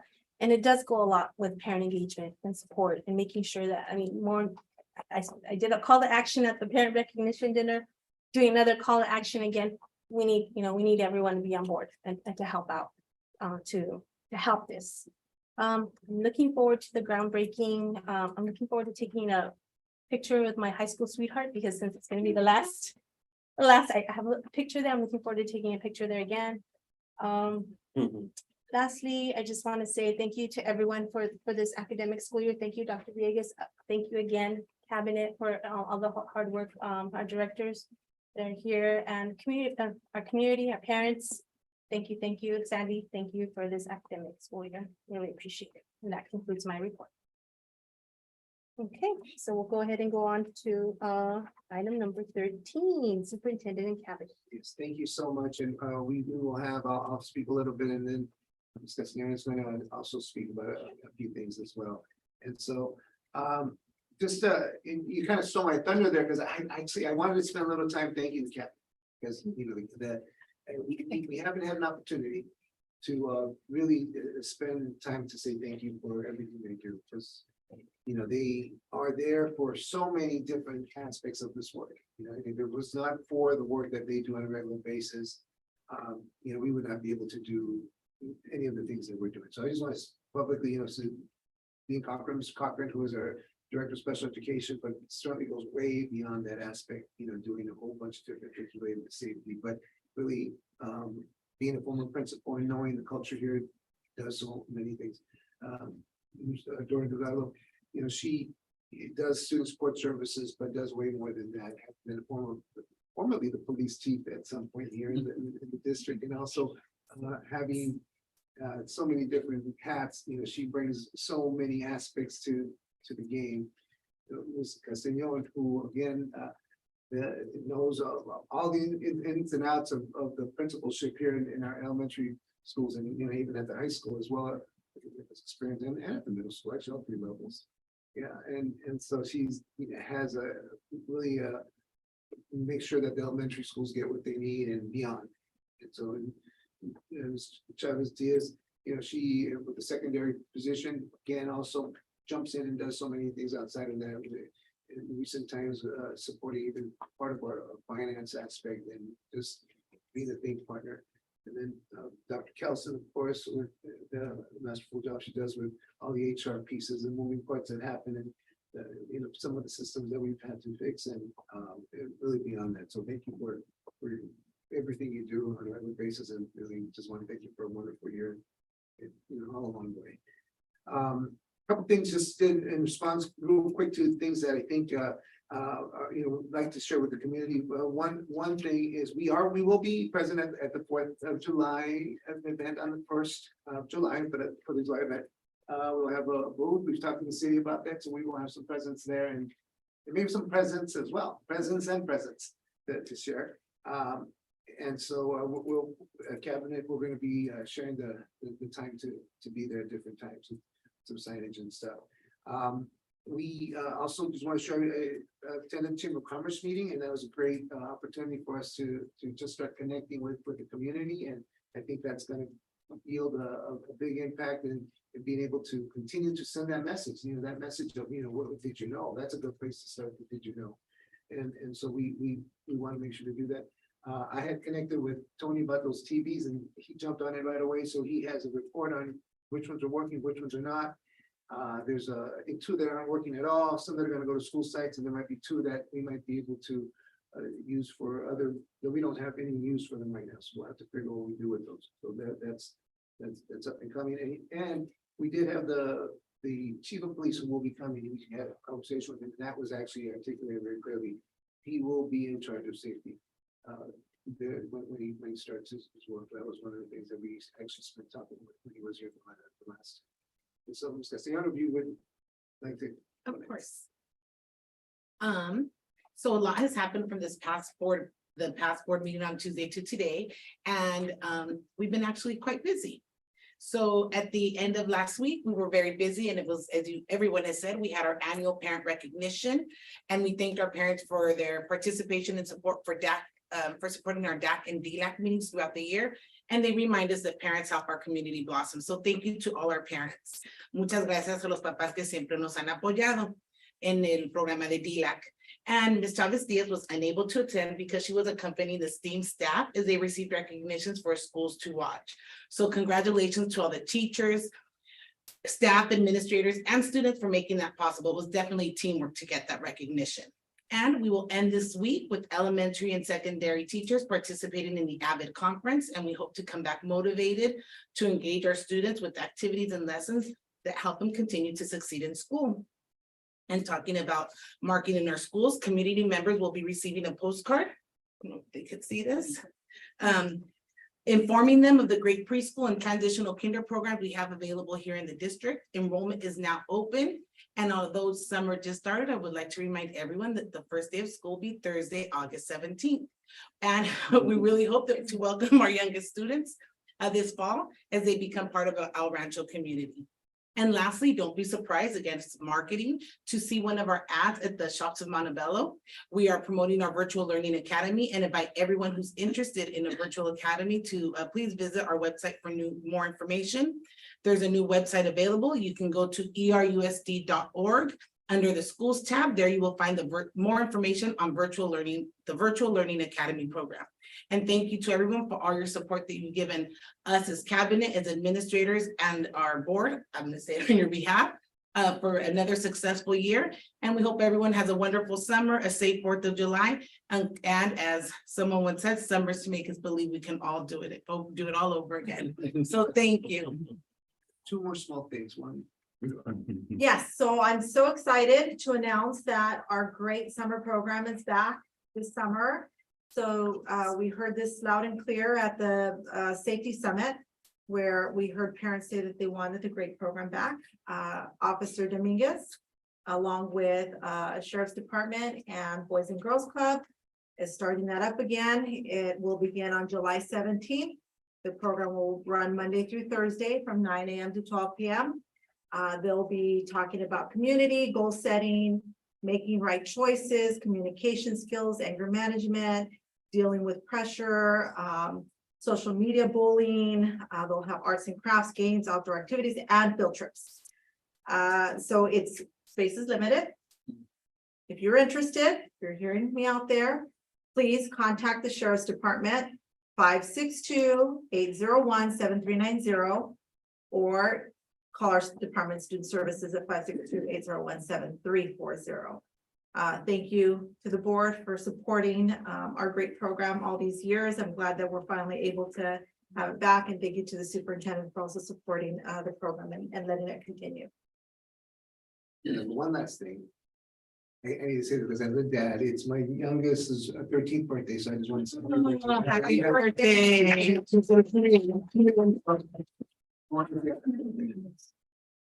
Thank you, that's all. Thank you. Okay, at this time, we'll go ahead and move on to the item 14. Consent agenda. Board members, are there any items you wish to pull? Yes. I'm sorry, first, Chrissy, and then followed by you, Dr. Brady. Can I list them? Is that how it works? Yes, please. Okay. 14D7. That's the adult school. Yes. Okay. And 14D9. 9, which one's that? The SPSA, like The SIPSA? yes. That's all. Okay. Dr. Rena? It's Sorry. No, That's you. that's who's that. I'm going to say that Northwest full the 6, but no, that's 9, and that's 5, isn't it? Oh, did I get it wrong? Yeah, Oh, sorry. it's 5. 5? Yes. Yeah. You meant the 6, right? So it's the Yeah. same. It's the same, but it's D. Sorry, yeah. 14D5. Where are you? Yes, it is that one. Yes, okay. Sorry. Any other items? Not from. I only have one, which is 14D8. I had a question on one, but I can't find it. The one with the turf, the agreement we have with the university. Oh, it's a new business? Yeah. Okay, sorry. Okay, so is there a motion to approve the consent agenda I move. Second. So I'm sorry, that was trustee Dr. Marino and seconded by trustee Perez. Okay, roll call vote, Dr. Marino, Yes. trustee Perez. Yes. Trustee LaFarga, Yes. trustee Contreras. Yes. Any votes yes, motion carries 5-0. Okay, we'll go ahead and move on to item number, start with 14D5, SIPSA. Is there a motion? So move. Second. Okay, moved by Dr. Marino, seconded by trustee Perez. Discussion. You want to start? Sure. I'll start since I only pulled one. First of all, I want to start by saying to Ms. Watkins, thank you for sending it to us early enough. It gave us time to read it. I want to thank all the schools who worked on putting this together. And I say this every year, every time we have this, because the volume of work that goes into updating this student plan, it's very time consuming. I have a question, or it is what I noticed, and I did read every single one. I went through most of the information, but my question here is, what I did notice is that staff, each school has a different way of interpreting or posting the data on the plan itself. Some were looking at their findings. They were posting what was submitted was by grade level, the gains made, whereas other schools was the overall performance for the graders that were tested. So the question is, there is no uniformity in terms of the data is interpreted. Should there be uniformity so that it sends the same, it's the same message, but so that's one of my questions. But before I let you answer my question, it was encouraging to see incremental change. Now I know that we're still waiting for new data to be posted, but what we do have on these plans, there's incremental data across, and that's a good thing. I want all of us to be mindful of make sure that no child is left behind, because although some students are progressing in their academics, many are not. And those are the ones that we definitely need our greatest focus and efforts. Continue helping those that are doing well academically and making improvement, but those that are not are especially need more attention. So that okay, so tell me about the data, how it's interpreted. So data is interpreted individually by each school site, but the SIPSs that were submitted this time were for ATSI, and unfortunately it's for ATSI because of chronic absenteeism. So all our elementary and middle schools were identified as ATSI, and I was trying to look for the number, but my computer froze on the increase, not only in our district, but across the county and state on the number of schools that were identified. So the data is interpreted differently. So we're gonna submit the SIPSs 3 times this year. ATSI because it needs to be approved. Okay, but ATSI, just for the record, so that those listeners, an additional targeted support and improvement, right? Mhm. Okay, so go on. So what can we give them additional support to fix the chronic absenteeism at those school sites based on the different data that each school has? We're gonna submit the SIPSs again once we get their budgets and it meets their goals. And then once the data, we have the new data for the school year. So it will be submitted 3 times for that.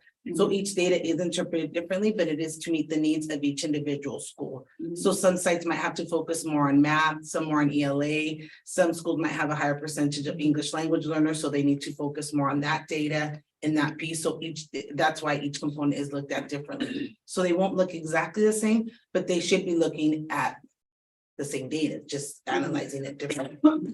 And it's not so much about looking the same, it is what staff's comfortable with, and they're interpreting the data and they understand it, and they know as a school site what they need to do in order to move on and improve, and focus on those areas of, yeah, thank you. Thank you. Data-based instruction, that's what I was struggling with. In order, to have data-driven database instruction. Thank you. Mr. Press. I'm not saying we do it, but some of these were 80+ pages, right? And so I'm curious, is this something that we really own and that we're checking and that we're monitoring?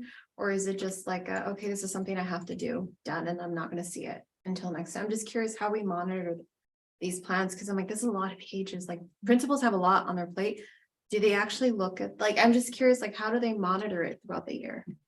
They have to look at it because it's part of one of the requirements for school site council members to develop and review the data to create a SIPSA plan that's for their school site. It's a living document, so that will change depending on the needs of their students based on the data they receive. So maybe in the beginning of the year, just an example, you think, okay, I'm gonna spend, as you discuss as school site council, we're gonna spend X amount of money on field trips and on additional supplies and materials for students. But come December, like, you know what, let's not focus on field trips, let's change this. So those actions have to meet the needs of it. So there's conversations that happen at school site council and And I'm sorry, the SIPSs. at the end of the year, do they kind of reflect to see like what they, like, do we get that as a board to what they accomplished and what they didn't? Well, they reflect because they do have to share with their stakeholders how the SIPSs, their goals change from year to year because of the data. So what their actions need to meet. So they may not have a report to you, but they have to report to school site council and to teachers and to the parents on how the SIPSA is evolving to meet the needs of their students.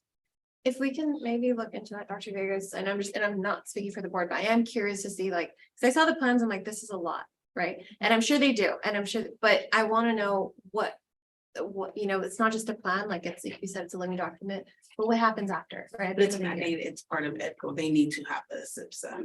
So we what can't tell them, let's what's take this the- part away. So for personally working on the SIPSA, I would create the plan at the beginning of the year. It was kind of my mini LCAP.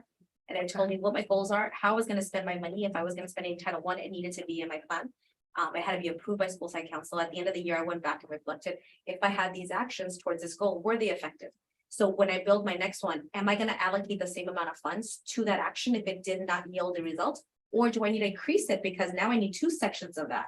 Or I need an additional college tutor. So it's a way very similar to set your goals, what actions, and you have your metrics, because you have to state how am I going to make these gains and reach this goal. So it's a great tool for reflection beyond being just a living document. It tells you this is what I said I was going to do. Did I do it? And did I get the results that I expected to get? And I guess my questions are, actually considered.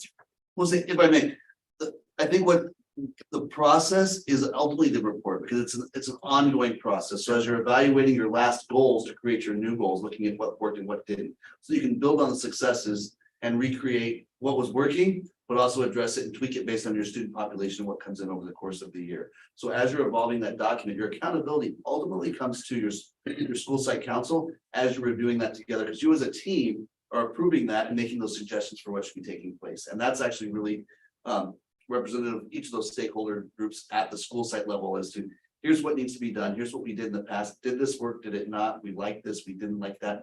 Does our funding still support this? Because ultimately, if we don't have the funding to support that, how do we sustain it along the way as well? So some of your actions aren't long-term, they're short-term actions with that. Let's infuse this funding to address this part, and then we'll see where that builds onto for the next piece.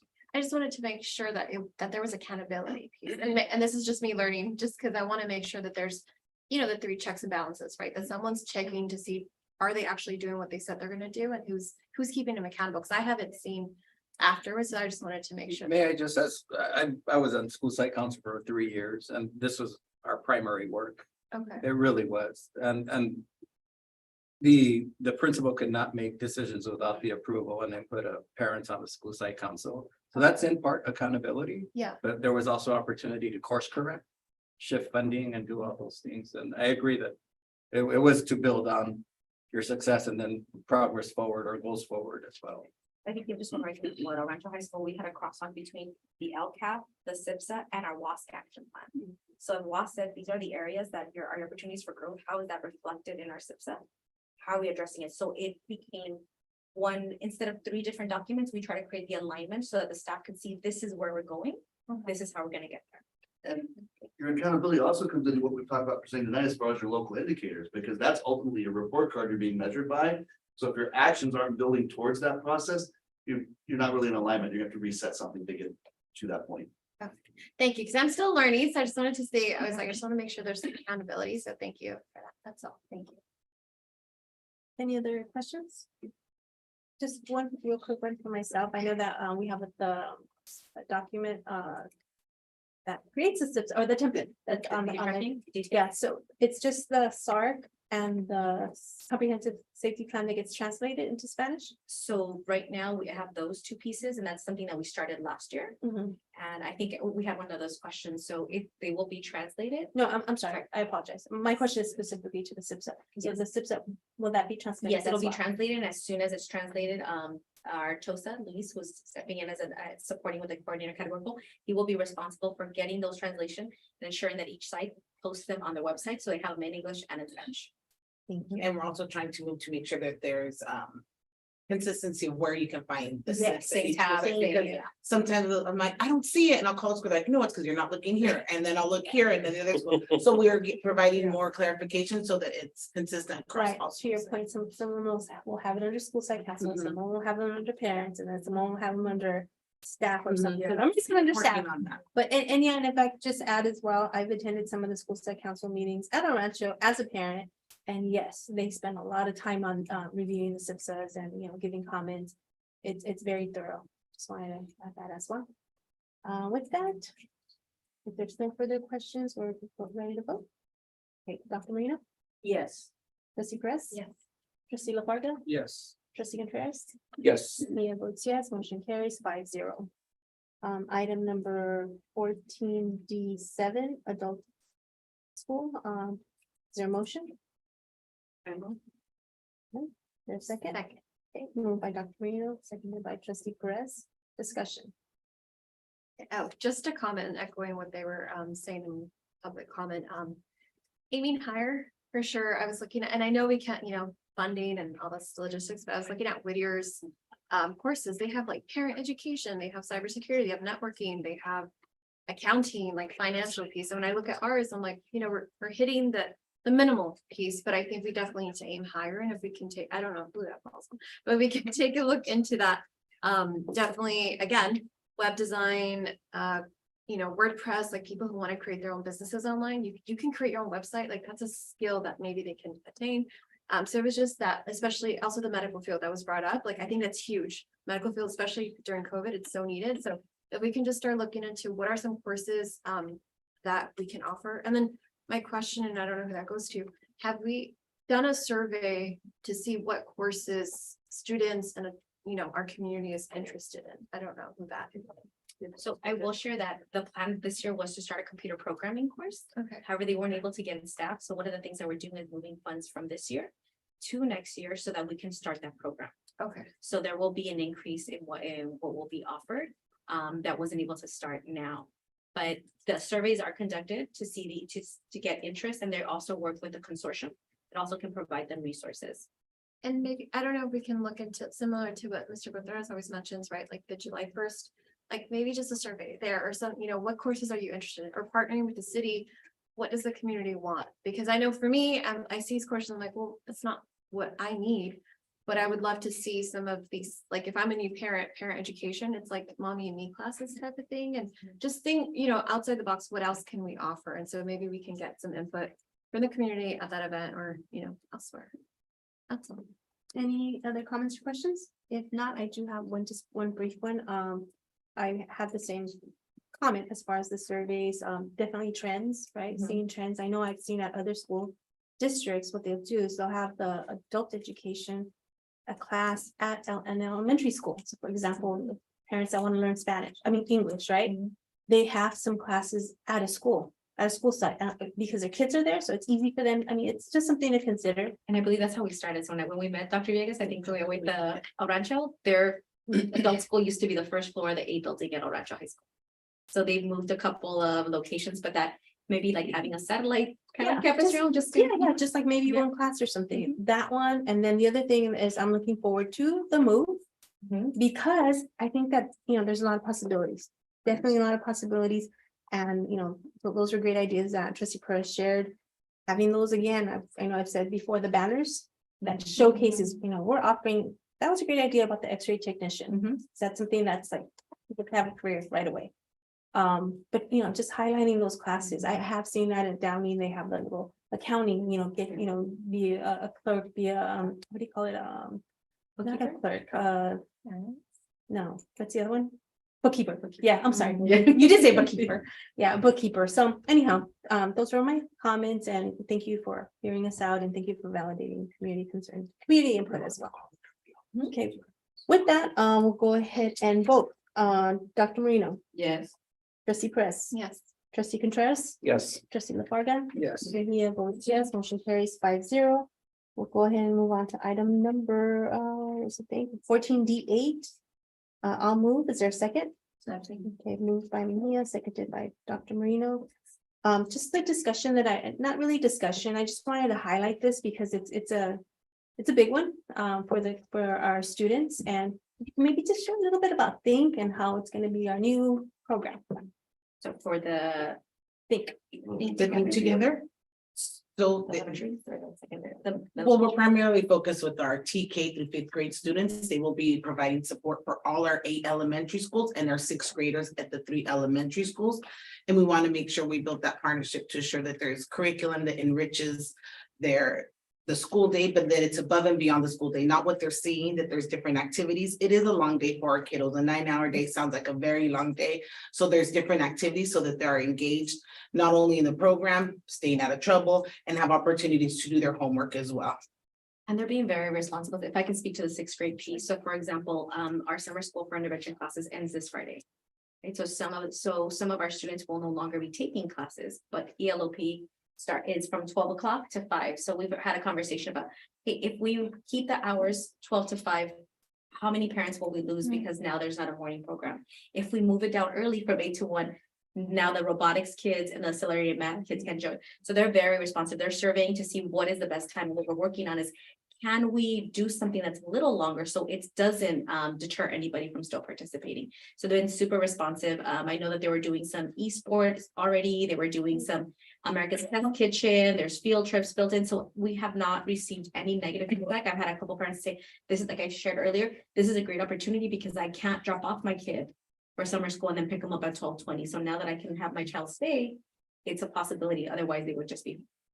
Great, and I know that you guys will start your promotion after it's board approved, but again, just making sure that parents know that this is the new program for the elementary through 6, only because I know I had some parents say, we didn't know anything about Think for summer school, because they associate it with middle school. Yeah. We did do the Parent Square, the automated messages that we did post on social media, and Think Together did set up tables outside each elementary school to pass out information. And I know we've heard parents say, I don't check my emails, right? If I see El Rancho, I don't answer the phone. So they did provide, sometimes they do paper copies of the flyers to send out to the students as well. And we did ask principals to put it on the marquee so that parents could see different ways. In addition to that, we gave them our total enrollment. So any 6th grader that was enrolled to attend summer school, we gave them that information and they called home and said, hey, did you know that this is another opportunity? So we tried every possible avenue to make sure that parents knew about the opportunity and participated if they were interested. Right, and I know that Parent Square is the district kind of, the vehicle that we're sending information, and I know some schools are using Dojo, right, as well. So if you could please ask them to share as well on their Dojo. The more you, it's okay to give them more information necessary, the more you have it out there, the better. And that was kind of our approach. We send a flyer to the principals and say sometimes when it's from the district, it's a little removed for parents, but if it comes directly from the school Yes, side, exactly. so we had them send it that way as well. Thank you. And that was it. I just wanted to highlight it. Thank you, of course. Thank you. Oh, sure.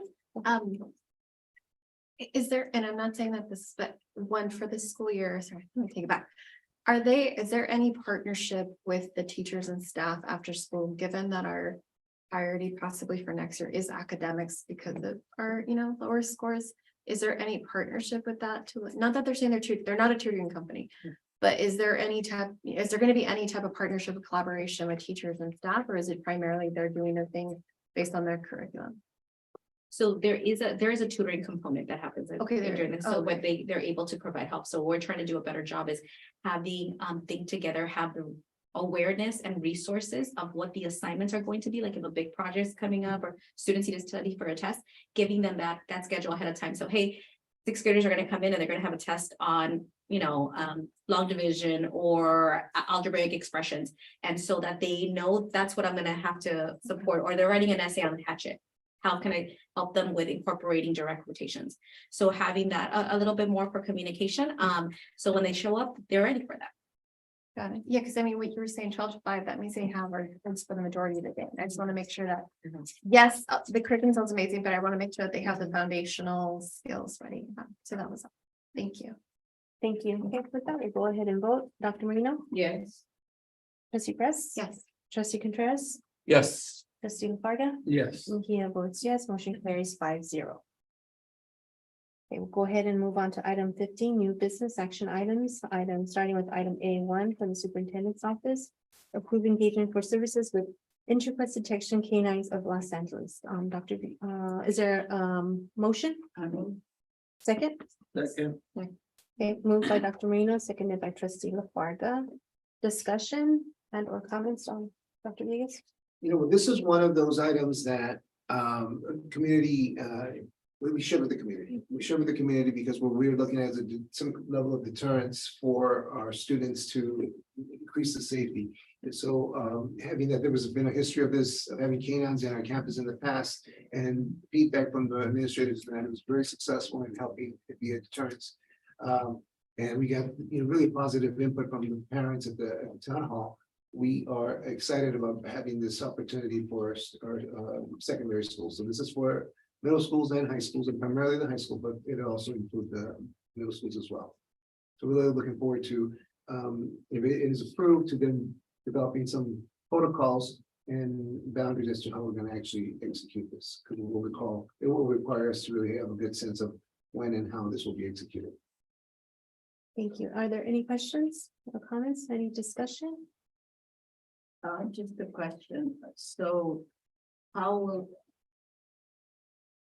I'm just gonna see how will it unfold at the high school? So students may have a reaction to it from students. So the way that it was done in the past, from my understanding, is it would be random.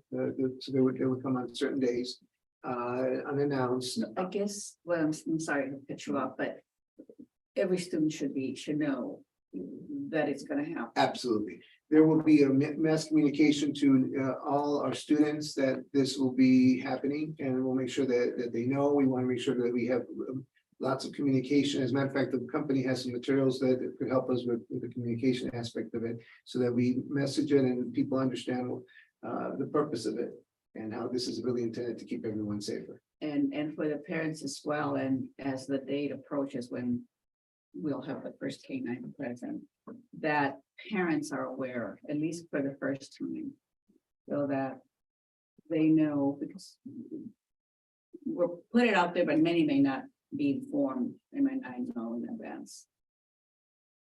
Because from my experience, in some of the schools that I worked in, we did have the K-9 units. There was some adverse reaction by some parents and students, which was counterproductive to what the intent of having the K-9s were. Thank you. Yeah. So thank you for good ideas. Hearing no further comments, we'll go ahead and vote. Dr. Marino, Yes. trustee Perez. Yes. Trustee LaFarga, Yes. trustee Contreras. Yes. Mejia votes yes, motion carries 5-0. Item number 15, A2, formalize the Boise State University consent for the purchase and installation of new church for the El Rancho High School football field. So this is really more of a perfunctory piece because the color has been chosen. And apparently, and I know Bob Builder's here that can probably bring some light into this, but Boise State owns the rights to that color. So in order for the color to be placed in any turf, there needs to be permission granted for them, and we have to sign off saying that we're requesting that. And so rather than me just signing it, I wanted to bring it to the board and inform them that we were requesting that permission to use. Is that pretty close? Boise State owns the trademark on that. So when you ask permission to use it, they have certain stipulations for that trademark, meaning that you try to use the turf in any type of monetary thing, then you have to pay them royalties for that. But if it's just because it's the field color that you want to use, they don't request any royalties or anything for that. So that's basically what this is. It's just a permission saying that you understand the conditions and that, you know, it's strictly being used because it's the color of your school. Thank you. Is there a motion? I do have a question. I know that, we gotta do a motion first, to just have the discussion. So Second. Okay, moved by trustee LaFarga, seconded by trustee Perez. Trustee Contreras, your question. there was something in regard to being able to use, or is it just for print as far as Big Blue is concerned? Is it just Big Blue, or is it we're gonna try to sell items that say Big Blue? Cause I know like we use the term Go Big Blue a lot. But is it just items that we're selling or trying to sell? It's only the color, is it not? It's not the term Big Blue. I think it's the color that. I think I read It into, is, yeah, I think that's trademark. yeah, Big Blue. Big Blue. yeah. That's was part of the, if I remember reading it correctly, it was made mention that we can't monetize or try to make money off of the Big Blue. Like T-shirts. Right. Like you wouldn't be able to sell T-shirts that say, you know, come to the Big Blue, you know, field or something. Right, I think that's the point that they're trying to stop from monetizing. right. But like, as far as it being your color, like, I don't know if you have pre-existing Go Big Blue or anything like that, but, you know, I think it's very specific to the prioritizing the field and the color of the field, and you're monetizing that. So We use the term Blue Pride a lot, so I don't think That's- that should be fine. That's ours. Trustee LaFarga? Do we know of other high schools that have entered this licensing agreement, and did we talk to them? I'm pretty sure there is not only for Boise State, there is another university that has trademarked a red color, and they've had to do the same stipulation and write the same agreement to those conditions. But I think he's correct. Anytime that you try to monetize, create money off of that term that Boise State owns a trademark, then they're gonna want royalties for that. But my question was also just any learnings from those schools, you know, those agreements, but any pitfalls, but it sounds like it's just as the monetizing of that. I'll certainly look into that and see if there's anything. And at this time, I don't know of any schools, but if you tell me there's other schools that have had similar thing, at least I can go to them and find out if there's anything that we need to be aware of moving forward. Trustee Press. Just a quick thank you that we caught it early and we didn't go through and then like, you know, legal or something. Just thank you to whoever who caught it and making sure that we catch any other situations. That's it.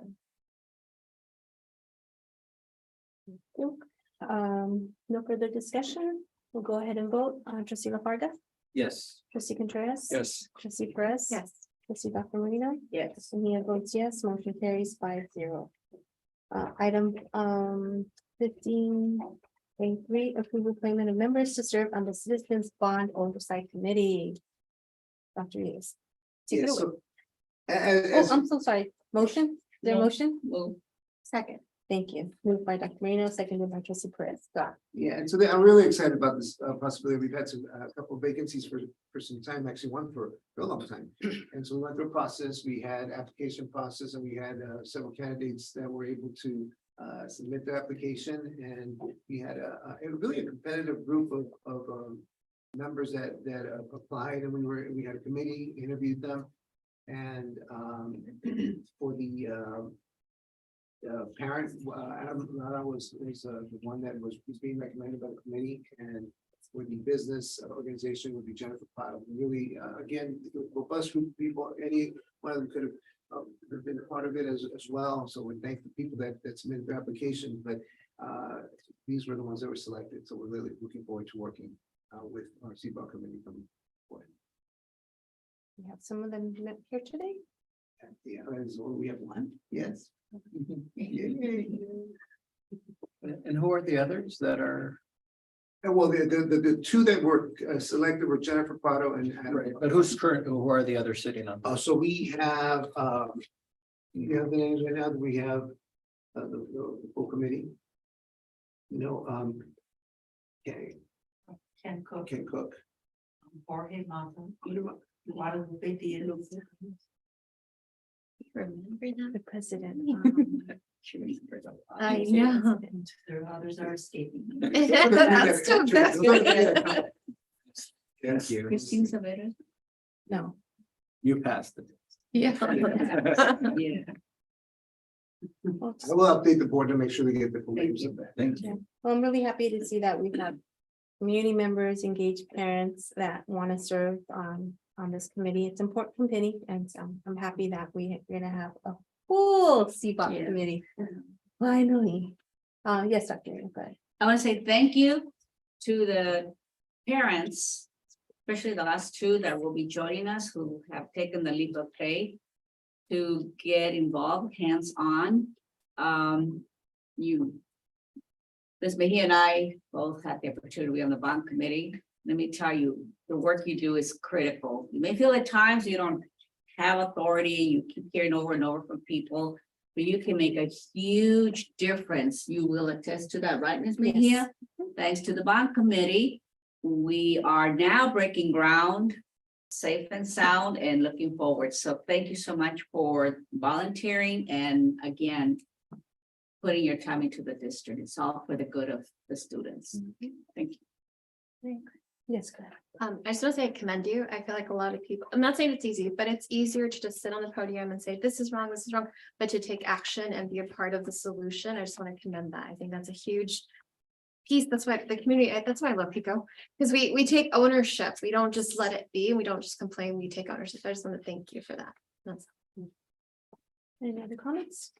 I just want to say thank you, Ms. Prado, again, for everything you do in the community. You do a lot. I know you're part of the Bernie people in the Bernie squad over there with the fireworks stand, which, by the way, also I forgot to mention, some of it goes for scholarships as well, right? For the firework, forgot to mention that. So if you can purchase your fireworks over there. But thank you. No, definitely thank you. It's going to be a challenge being myself also on the CBOC committee before. It definitely is a challenge, but I know you're the right person for this task. So thank you so much for stepping up. Congratulations and thank you for stepping up.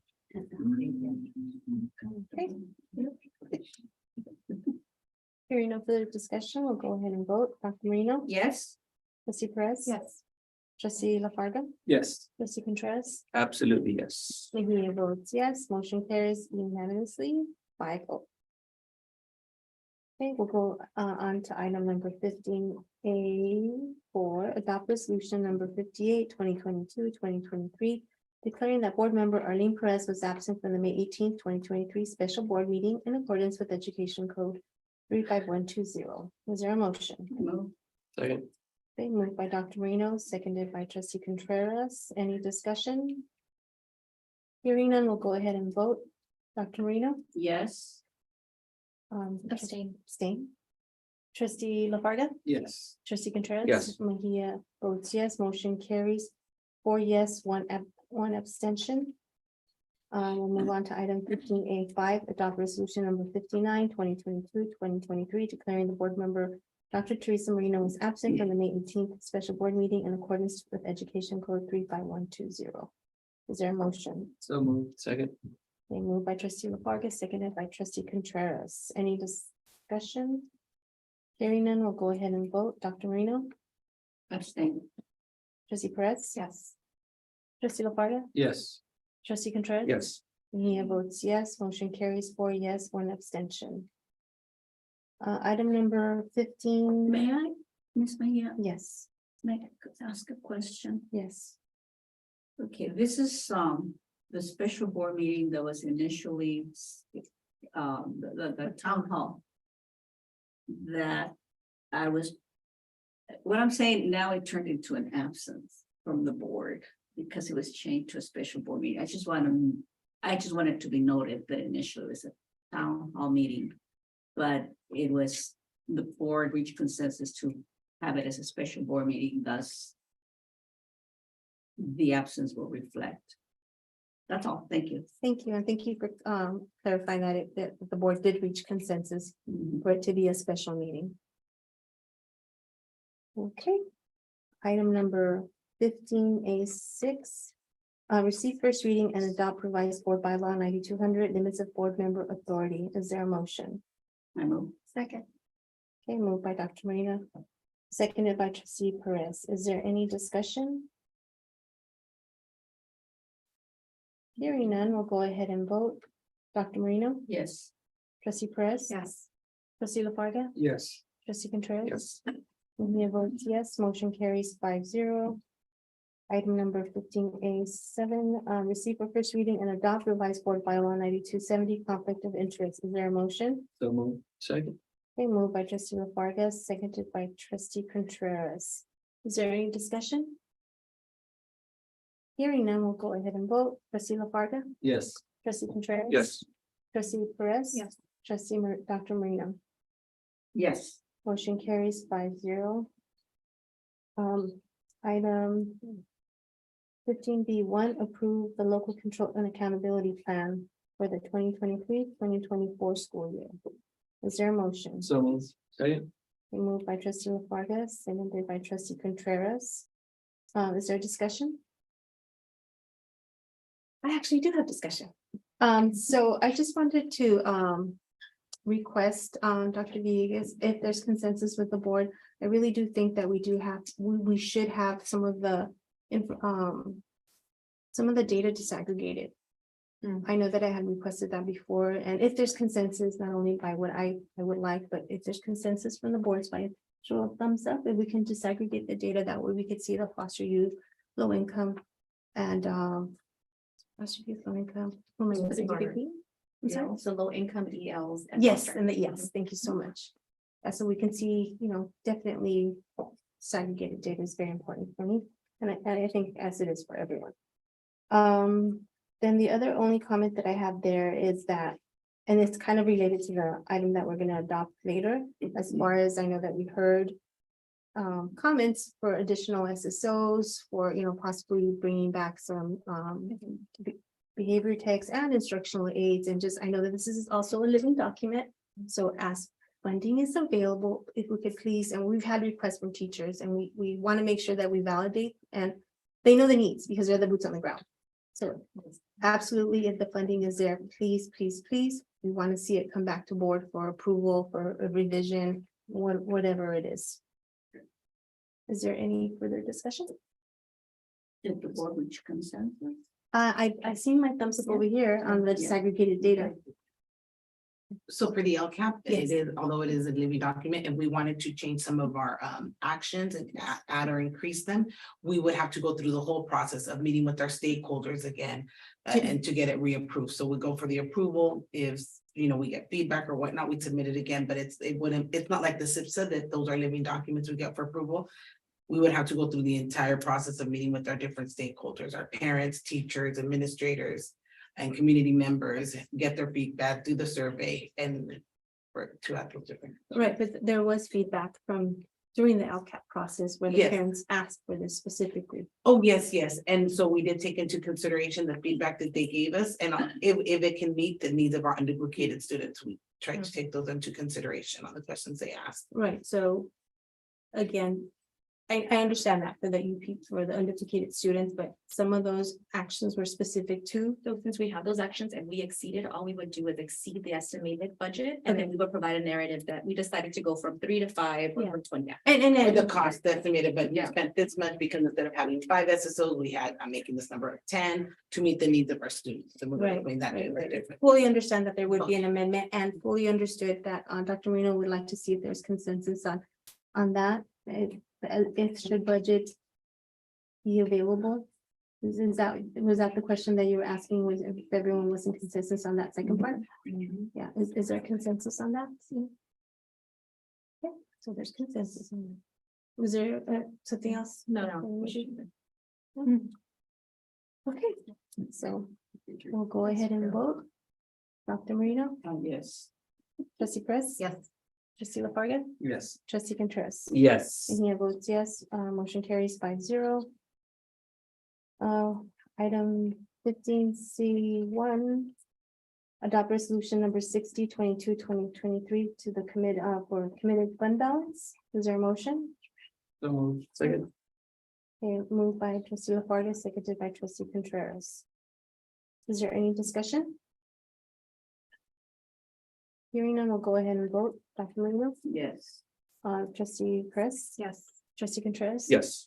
Trustee LaFarga? Yes. Mejia votes yes, motion carries 5-0. Item 15C2, adopt the proposed budget of the El Rancho Unified School District for the 2023-2024 fiscal year. Is there a motion? So moved. Second. Moved by trustee LaFarga, seconded by trustee Contreras. Is there any discussion? Hearing none, we'll go ahead and vote. Trustee LaFarga, Yes. trustee Contreras. Yes. Trustee Chris. Yes. Trustee Dr. Marino. Yes. Mejia votes yes, motion carries 5-0. Item 15D1, approve the declaration of need in the event that there are insufficient number of fully credentialed persons to meet the employment criteria for the 2023-2024 school year. Is there a motion? Move. Second. Okay, moved by Dr. Marino, second by trustee Perez. Any discussion or any comments on Dr. Villegas on this? This time, no. Okay. We'll go ahead and vote. Dr. Marino, Yes. trustee Perez, Yes. trustee LaFarga, Yes. trustee Contreras. Yes. Mejia votes yes, motion carries 5-0. Item number 16, recommendations for future agenda items.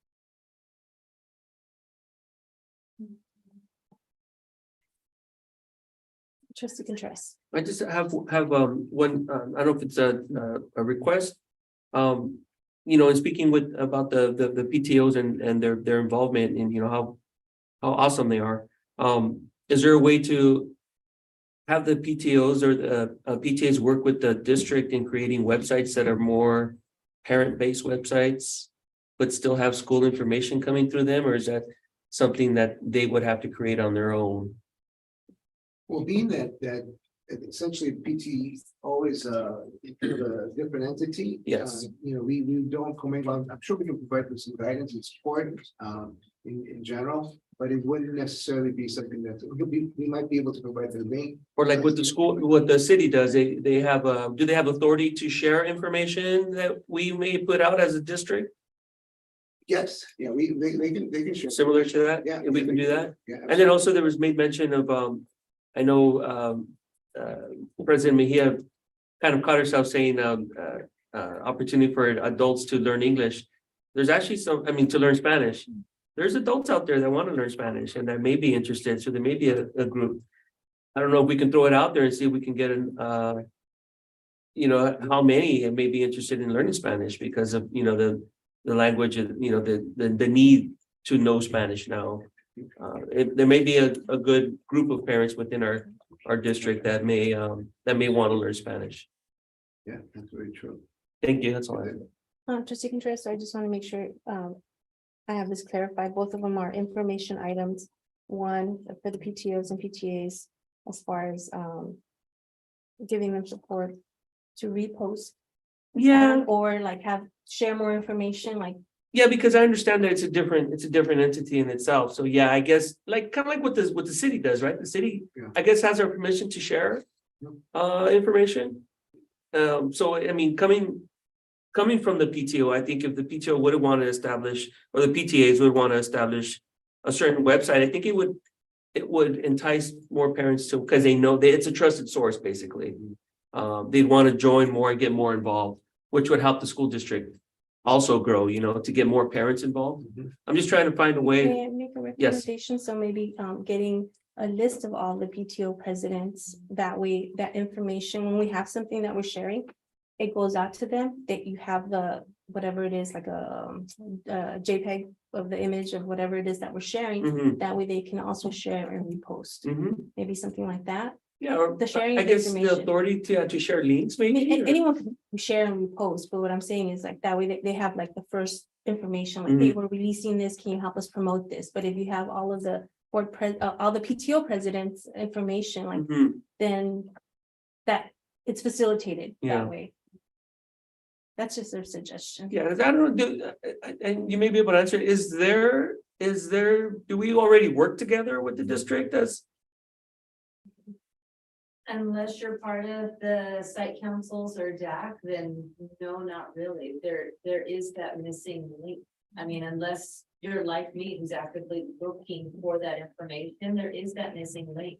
And I hear from parents all the time that there's so much information that goes out over Dojo that they turn off their notifications. And I'm not gonna lie, I have 5 kids in the school district. Do you know how many notifications I get on a daily basis? It is a little ridiculous, but it takes time to sit there and go through them, and not everybody has the time to do that. So I think sometimes we're getting so much information. I mean, no joke. I'm getting 15 notifications on Dojo. I'm getting another 10 on Parent Square, plus I'm getting them all duplicated in my emails. It's a lot. So parents are just turning it off. It's too much.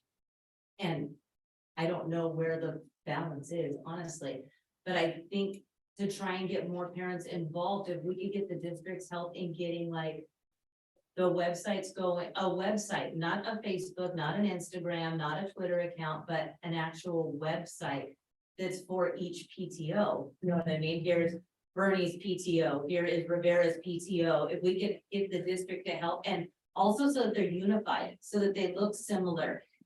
There's that cohesive thing that we talk about, making sure that when we go from middle school to high school or from elementary to middle school, that there's a smooth transition. If the websites are similar to operate and have a similar operating structure to them, then parents aren't lost when they go from 5th grade to 6th grade and they have a whole new website. It's easy for them to go, oh, I was in the PTO over at the elementary school. I want to volunteer at the middle school. This is how I can do it because the websites are similar. They would be parent run because it is a parent teacher organization. But at the same time, you're able to have a little bit more discretion because it is run by the parents, but backed by the school board or backed by the school district. Does that make sense? Yes, sir. So, if so, now we're getting more into discussion, so we kind of have to stop. But I think it's an item that we should bring forward discussion. Okay. Because that one we can have like a brainstorming on as far as like how, you know, we can increase parent engagement that way. And also that there is something for school connected organizations, there's policy for that. So definitely even just bringing that up, because some PTOs don't know about it. It's been so long ago. So I will second your motion for bringing a discussion item for PTOs and PTAs. Thank you. And then the other one, the other one is that you requested was information to learn Spanish. If we can get information, Dr. Villegas, with this item, not a board, not an agenda item, but if it's okay with you. Information item like on how to survey, you know, community members, if it's possibly any. Okay. Trustee Chris. I was looking through my email, maybe I lost it. But what is the status on all the future agenda items? I don't know if we have one. I don't know if it's a living document because I couldn't find it. So I don't know if somebody can send it to me. I will resend it to you. Okay. We did mention, or I will resend it to you. Okay. Okay, I only just have one, and this is based on comments that we received today from our union ERFT president. She didn't know that there was the chief of police was board approved, right? Pending background check. So I would like to resume, and I know our director of IT can attest to this. We did have for a moment highlights, board highlights, right? So I would like to request if we could have a discussion to resume that, or We could do that. or information, and if you could bring it back. Yeah, absolutely. Is there a second to that? I would second it, but I have a question first. Sure.